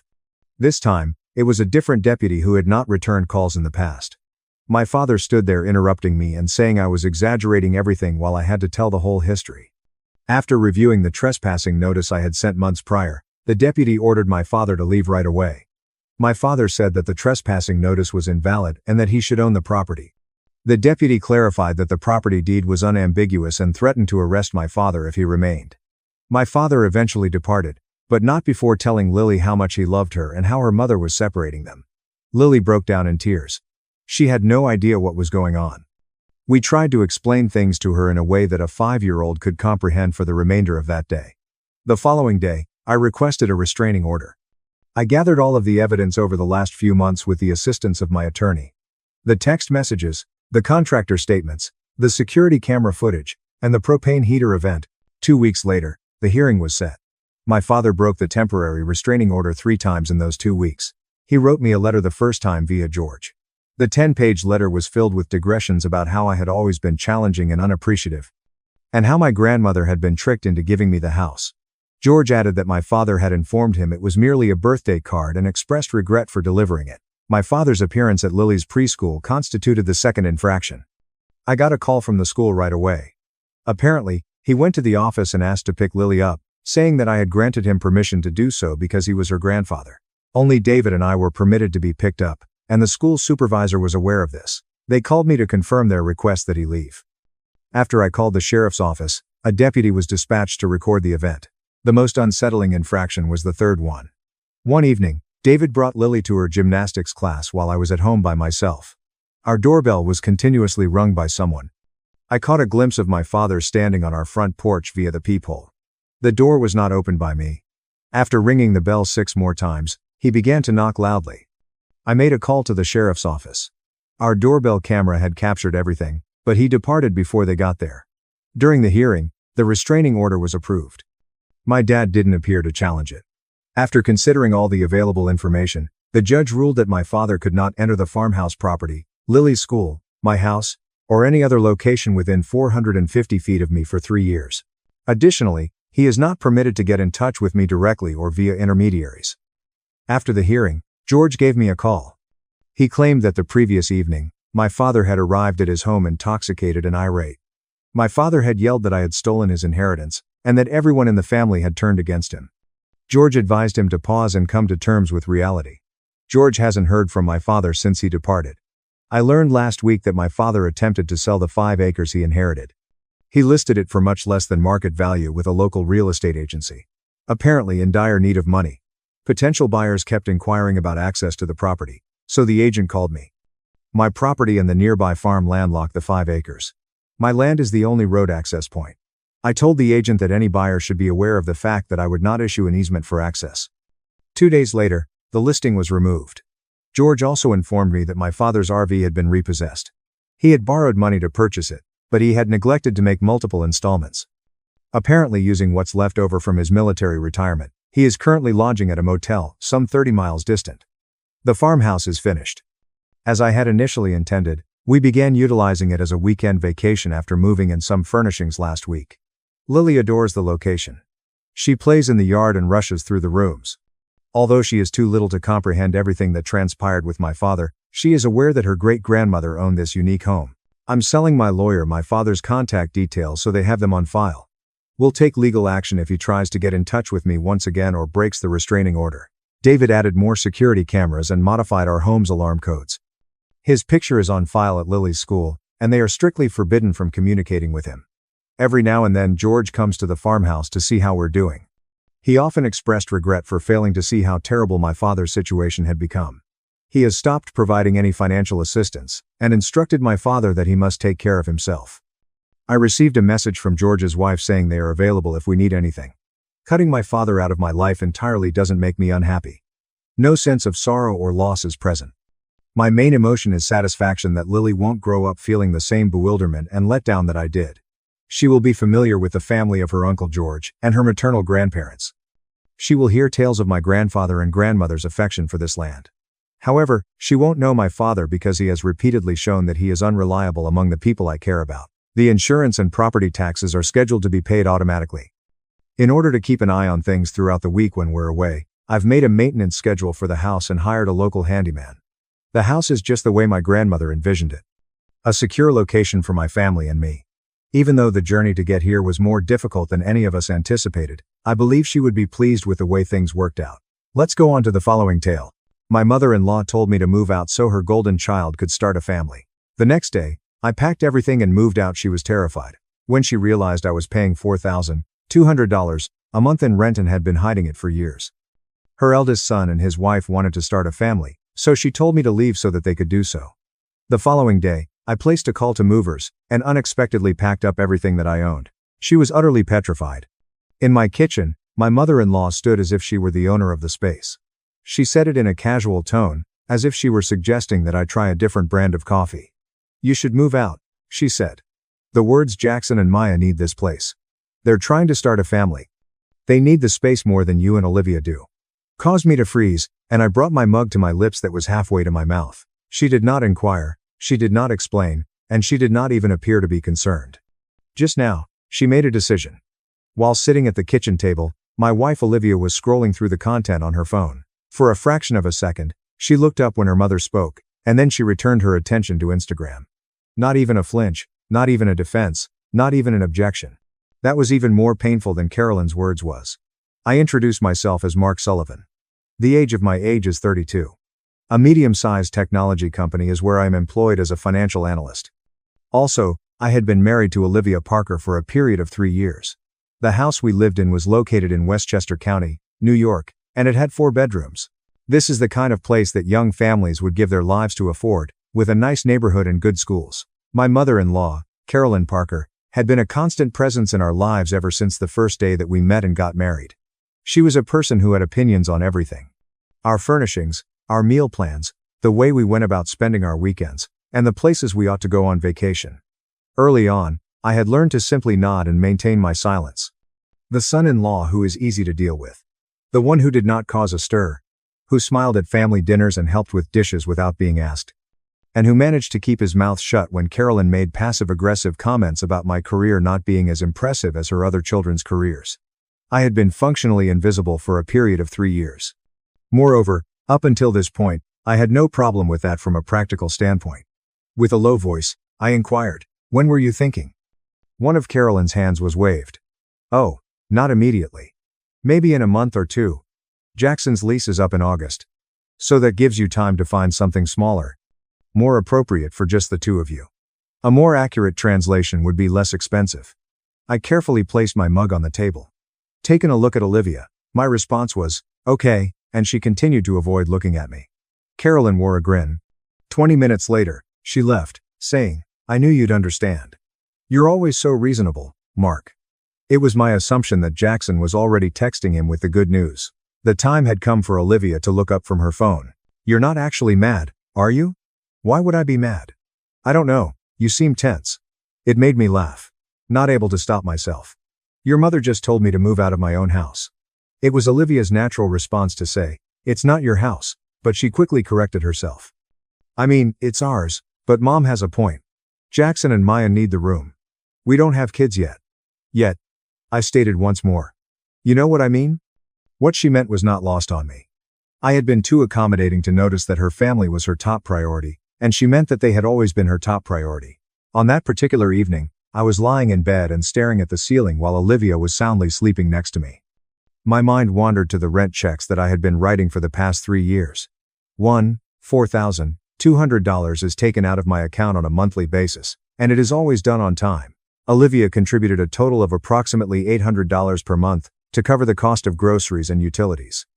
When she worked as a social media manager on the side, her income was erratic. It was sometimes good and most of the time it was not. Carolyn was under the impression that this house was family property, that it belonged to the Parkers in some way, and that I was living here so that I could take advantage of their generosity. Neither she nor Olivia, it would appear, had any idea what was going on. I had handled all of the bills in such a quiet and efficient manner that it had become labor that was not visible to anyone. There is something that occurred in the background, something that occurred without anyone thinking about it. Olivia's face was still sleeping when I rolled over and looked at it. At what point did I become so simple to disregard? When I went to bed that night, I slept better than I had in months. This is due to the fact that once Carolyn told me to leave, I was finally given permission to stop trying to keep everything together. My call to Precision Movers came at 8:47 a.m. the following morning, and it was not for a quote. Rather, it was to book them. I need a full-service move, I told the scheduler, a woman named Rita who had been working for the company for a total of 12 years, as indicated by her email signature. A house with 4 bedrooms. I want to be out by this Saturday. She seemed surprised when she asked. This Saturday? That's 5 days from now. I know. Can you do it? We can do it. It'll cost extra for the rush. That's fine. And you'll need to pay the deposit today. $3,100. Without hesitating, I handed her the number of my credit card. Immediately following the conclusion of the call, I sat down at my home office desk, which was the desk that I had purchased from IKEA 2 years prior. I assembled myself while Olivia was at her mother's house, and I retrieved my files. I had spreadsheets, years worth of them, with all of the major expenses in this house, including rent payments, receipts for furniture and appliance purchases, and everything else, being tracked and categorized like the financial analyst that I was. The sofa in the living room, which cost $3,200 and was purchased with my credit card in October of 2021. In December of 2021, I used my credit card to purchase a Samsung 65-inch television that cost $500. My credit card bill for the KitchenAid dishwasher, which cost $1,100. My credit card was used to purchase a Whirlpool washer and dryer set that cost $2,000 total. I used my credit card to pay $3,500 for the dining table and 8 chairs. Using my credit card, I purchased the guest bedroom furniture for $2,300. I had purchased almost everything that was sold in this house. It was referred to as family property by Carolyn. In my mind, it was mine. Tuesday afternoon was the day I began packing in a methodical manner. Clothes come in first, followed by personal documents, then books, and finally electronic devices. I didn't touch anything that wasn't totally and completely mine, which turned out to be less than they would have anticipated from me. Olivia returned home from coffee with her sister at approximately 4 o'clock in the afternoon. When she called out, "Mark? Are you home? Office?" She dropped her purse on the table that I had purchased for the entryway. I responded by asking, "Are you at home?" The boxes were visible to her as she appeared in the doorway. Her grin started to waver. "What's this? Packing for what?" "I'm moving out. Like your mother asked." There were multiple expressions that appeared on her face. There was a state of confusion, followed by a state of disbelief, and then possible panic. "I didn't think you were serious." "Why wouldn't I be serious?" "Because," she said with a hesitating gesture. Because it's a lot of work, and we don't have to do this right away. Mom was just thinking out loud.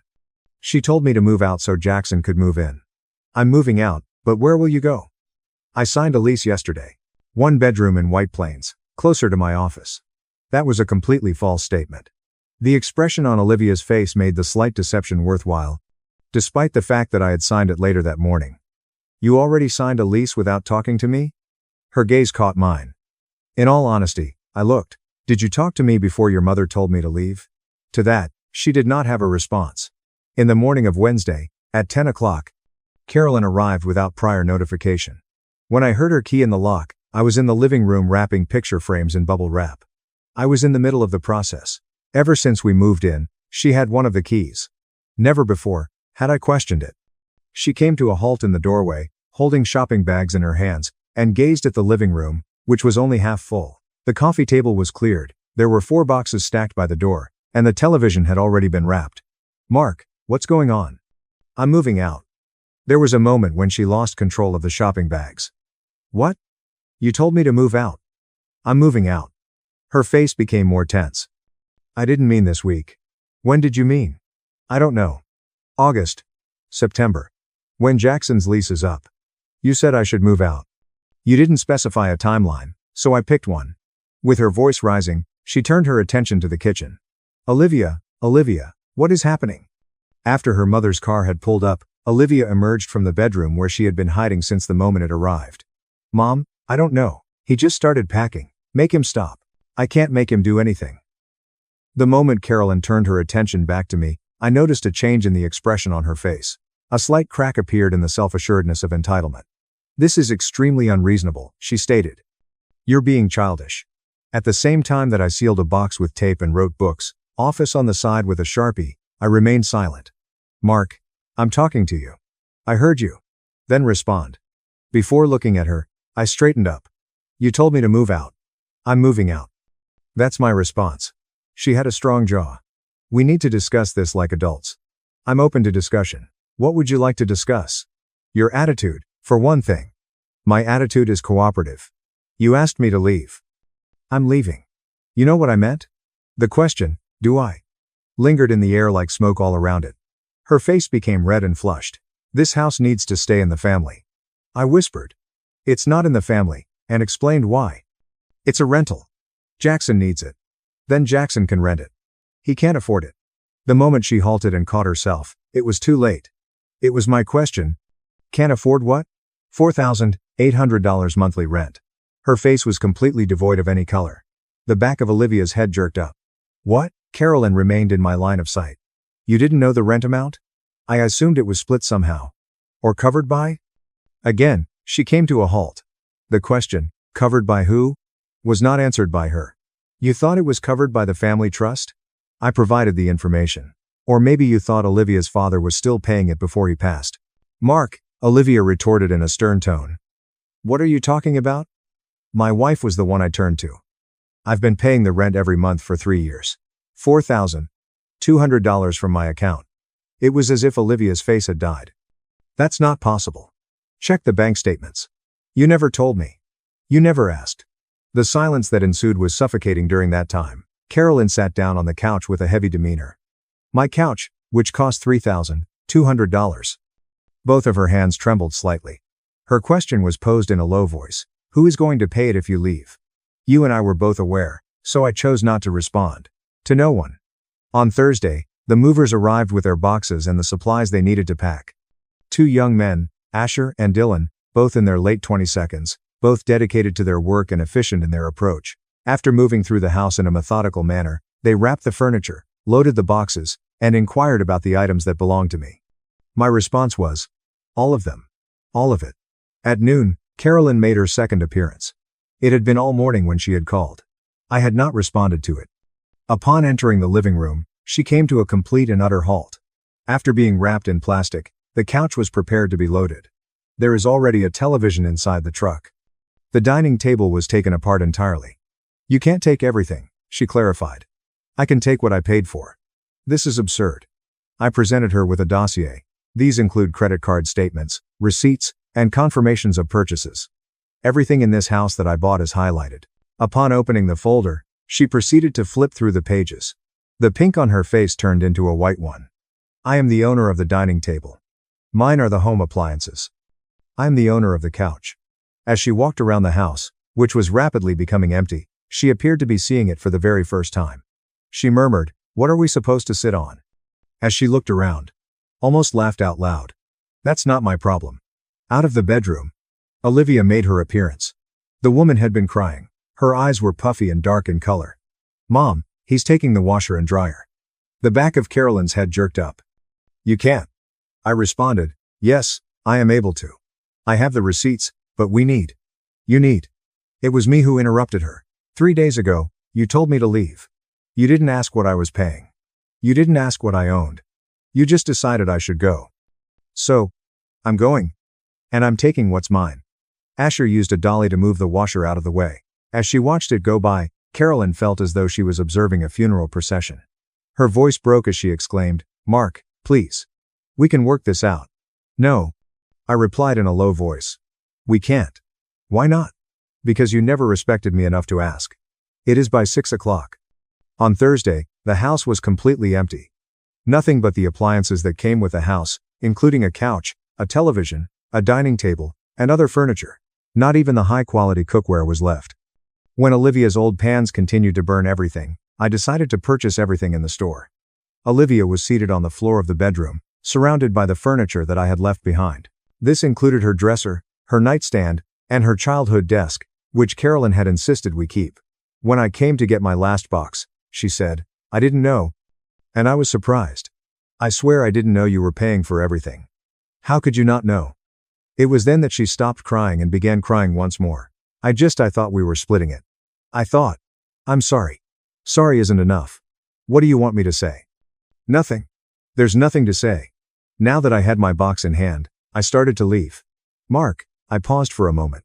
"Are we getting divorced?" The idea crossed my mind. "Actually," I thought.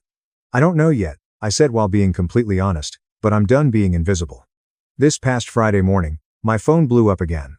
Messages sent by Carolyn, Maya, Olivia's sister, and Jackson himself, among others. "We need to talk. This is insane. You're destroying the family." Mom is in utter disbelief. Carolyn was blocked by me. I muted the group chat, but then I received a call from a number that I was not familiar with. I was on the verge of not responding. Mark Sullivan speaking. "This is James Walker, the landlord. I need to discuss your lease." The pit of my stomach sank. "What about it?" "Your mother-in-law called me this morning. Said you're moving out and that her son Jackson will be taking over the lease." "That's not how leases work." "I am aware," he said with a tiresome tone. "But she's insisting, and I need clarity. You're the only name on the lease. If you're leaving, I need 30 days notice and the unit returned to move-in condition." I gave notice yesterday. Email sent at 9 a.m. I got it, but Mrs. Parker seems to think, there is no time for Mrs. Parker to think about anything. I was the one who interrupted. "I'm the leaseholder, not her, not my wife." "Me." "Understood. So, to be clear, you're terminating the lease effective 30 days from yesterday." "Yes. And no one else will be assuming it." With a pause, the speaker said, "Correct. Mrs. Parker is going to be upset." "That's not my problem." It was true that he laughed. "Fair enough. I'll send you the move-out checklist." Following the conclusion of the call, I accessed my banking application, transferred the upcoming month's rent, which was $4,800, and added a note that read, "Final payment." After that, I contacted my attorney. Practicing family law for 22 years, his name was John Miller, and he was 46 years old. Just to get a better understanding of my choices, I had consulted him on Wednesday night. "John, it's Mark Sullivan." "Mark, how'd the move go?" "Finished yesterday, but I need advice." "Shoot. My wife and her family are losing their minds. They're calling, texting, showing up at my new place. Can I get a restraining order?" "Against your wife? Against my mother-in-law?" He remained silent for a brief period of time. "You'd need to prove harassment or threatening behavior." "Do you have documentation?" 73 texts since yesterday. 12 calls. She showed up at my apartment this morning at 6 a.m. That might qualify. Forward me everything. I'll draft a cease and desist first. If she ignores it, we escalate. How long will that take? I can have the cease and desist letter sent today. Certified mail. She'll get it tomorrow. Do it. When Carolyn woke up on Saturday morning, She found the letter. I was able to determine this because she called me from a number that I had not yet blocked. My phone. Maya's. You sent me a legal letter, she said in a shrill voice. From a lawyer. You wouldn't stop contacting me. I'm your mother-in-law. You're a woman who told me to leave my home and is now harassing me because I did exactly what you asked. This is cruel, Mark. No, I replied in a low voice. Cruel was dismissing me for 3 years. Cruel was assuming I was just furniture you could rearrange whenever convenient. This is just consequences. She instantly began to cry. It is actual crying. We're going to lose the house. That's not my problem. Where are we supposed to go? Figure it out like I had to. I hung up the phone. Maya's phone number was also blocked. A message from James Walker was sent to me via email on Monday morning. Regarding the early termination of ITIAS. Employment, 47 Oakmont Drive. Mark, your mother-in-law came to my office this morning with her son, Jackson. They want to assume the lease. I explained that would require a new application, credit check, income verification, and first month plus security deposit. Jackson's credit score is 580. His income is $42,000 a year. He doesn't qualify. Mrs. Parker offered to co-sign, but she's retired and living on a fixed income. Also doesn't qualify. I've notified them they have until September 1st to vacate. I wanted you to know in case they contact you again. Thanks for being a good tenant. After reading the email 3 times, I forwarded it to John Miller along with a note. Ray, I addressed the email. For your records, the family implosion happened fast. Olivia's sister Rachel called me Tuesday night from a different number. I answered because I was curious. Mark, please. Mom is having panic attacks. Jackson and I can't afford to take her in. You have to help. Why would I help? Because you're family. I was family when I was convenient. When I was paying for everything and staying quiet. Now that I'm inconvenient, I'm disposable. That's not fair. At that moment, she hung up on me and said, life is not fair, Rachel, you'll figure that out soon. Olivia made her appearance at my workplace on Wednesday. Building security was the first to pick up. Mr. Sullivan, there's an Olivia Parker here to see you. Should I send her up? No. Tell her I'm unavailable. She says it's urgent. It's not. Through the window of my office, I was able to observe her exiting the building. She appeared more diminutive and subdued in some way. The ringer on my phone. As a text. Olivia informed me that I filed for separation. You'll get the papers soon. I thought you should know. 2 hours passed while I was fixated on that message. As a response, I said, okay. I had another meeting with John Miller later that evening, this time, with a certified public accountant named Linda Torres. The field of forensic accounting has been practiced for 19 years. Here's what we've got. Linda said as she spread files across the table in the conference room. 3 years of rent payments, $18,400 total, all from your account, 0 from Olivia's. It was another document that she pulled up. Appliances and furniture cost a total of $23,800, $9,200 for home office related equipment, $5,000 for kitchenware and some essentials. The total amount of reported purchases is $40,000. I invested a total of $210,000 in that house, which includes the cost of utilities, groceries, and maintenance. However, let's focus on the expenses that can be verified. Indeed, $210,000. John moved his body forward. In a divorce, this matters. You can claim reimbursement for the rent. It's not marital property since it was a rental. The furniture is yours and already removed, but we can potentially recover some funds depending on how the settlement goes. I don't want her money. I reiterated to her. I want her to understand what she lost. After careful consideration, John stated, revenge is not a legal strategy. It's not revenge, it's clarity. Linda said as she finally closed her folder. For what it's worth. I've seen a lot of financial manipulation in divorces, people hiding assets, lying about income, but I've never seen someone quietly paying for everything while being treated like they contributed nothing. She put her head down. That's a special kind of invisible.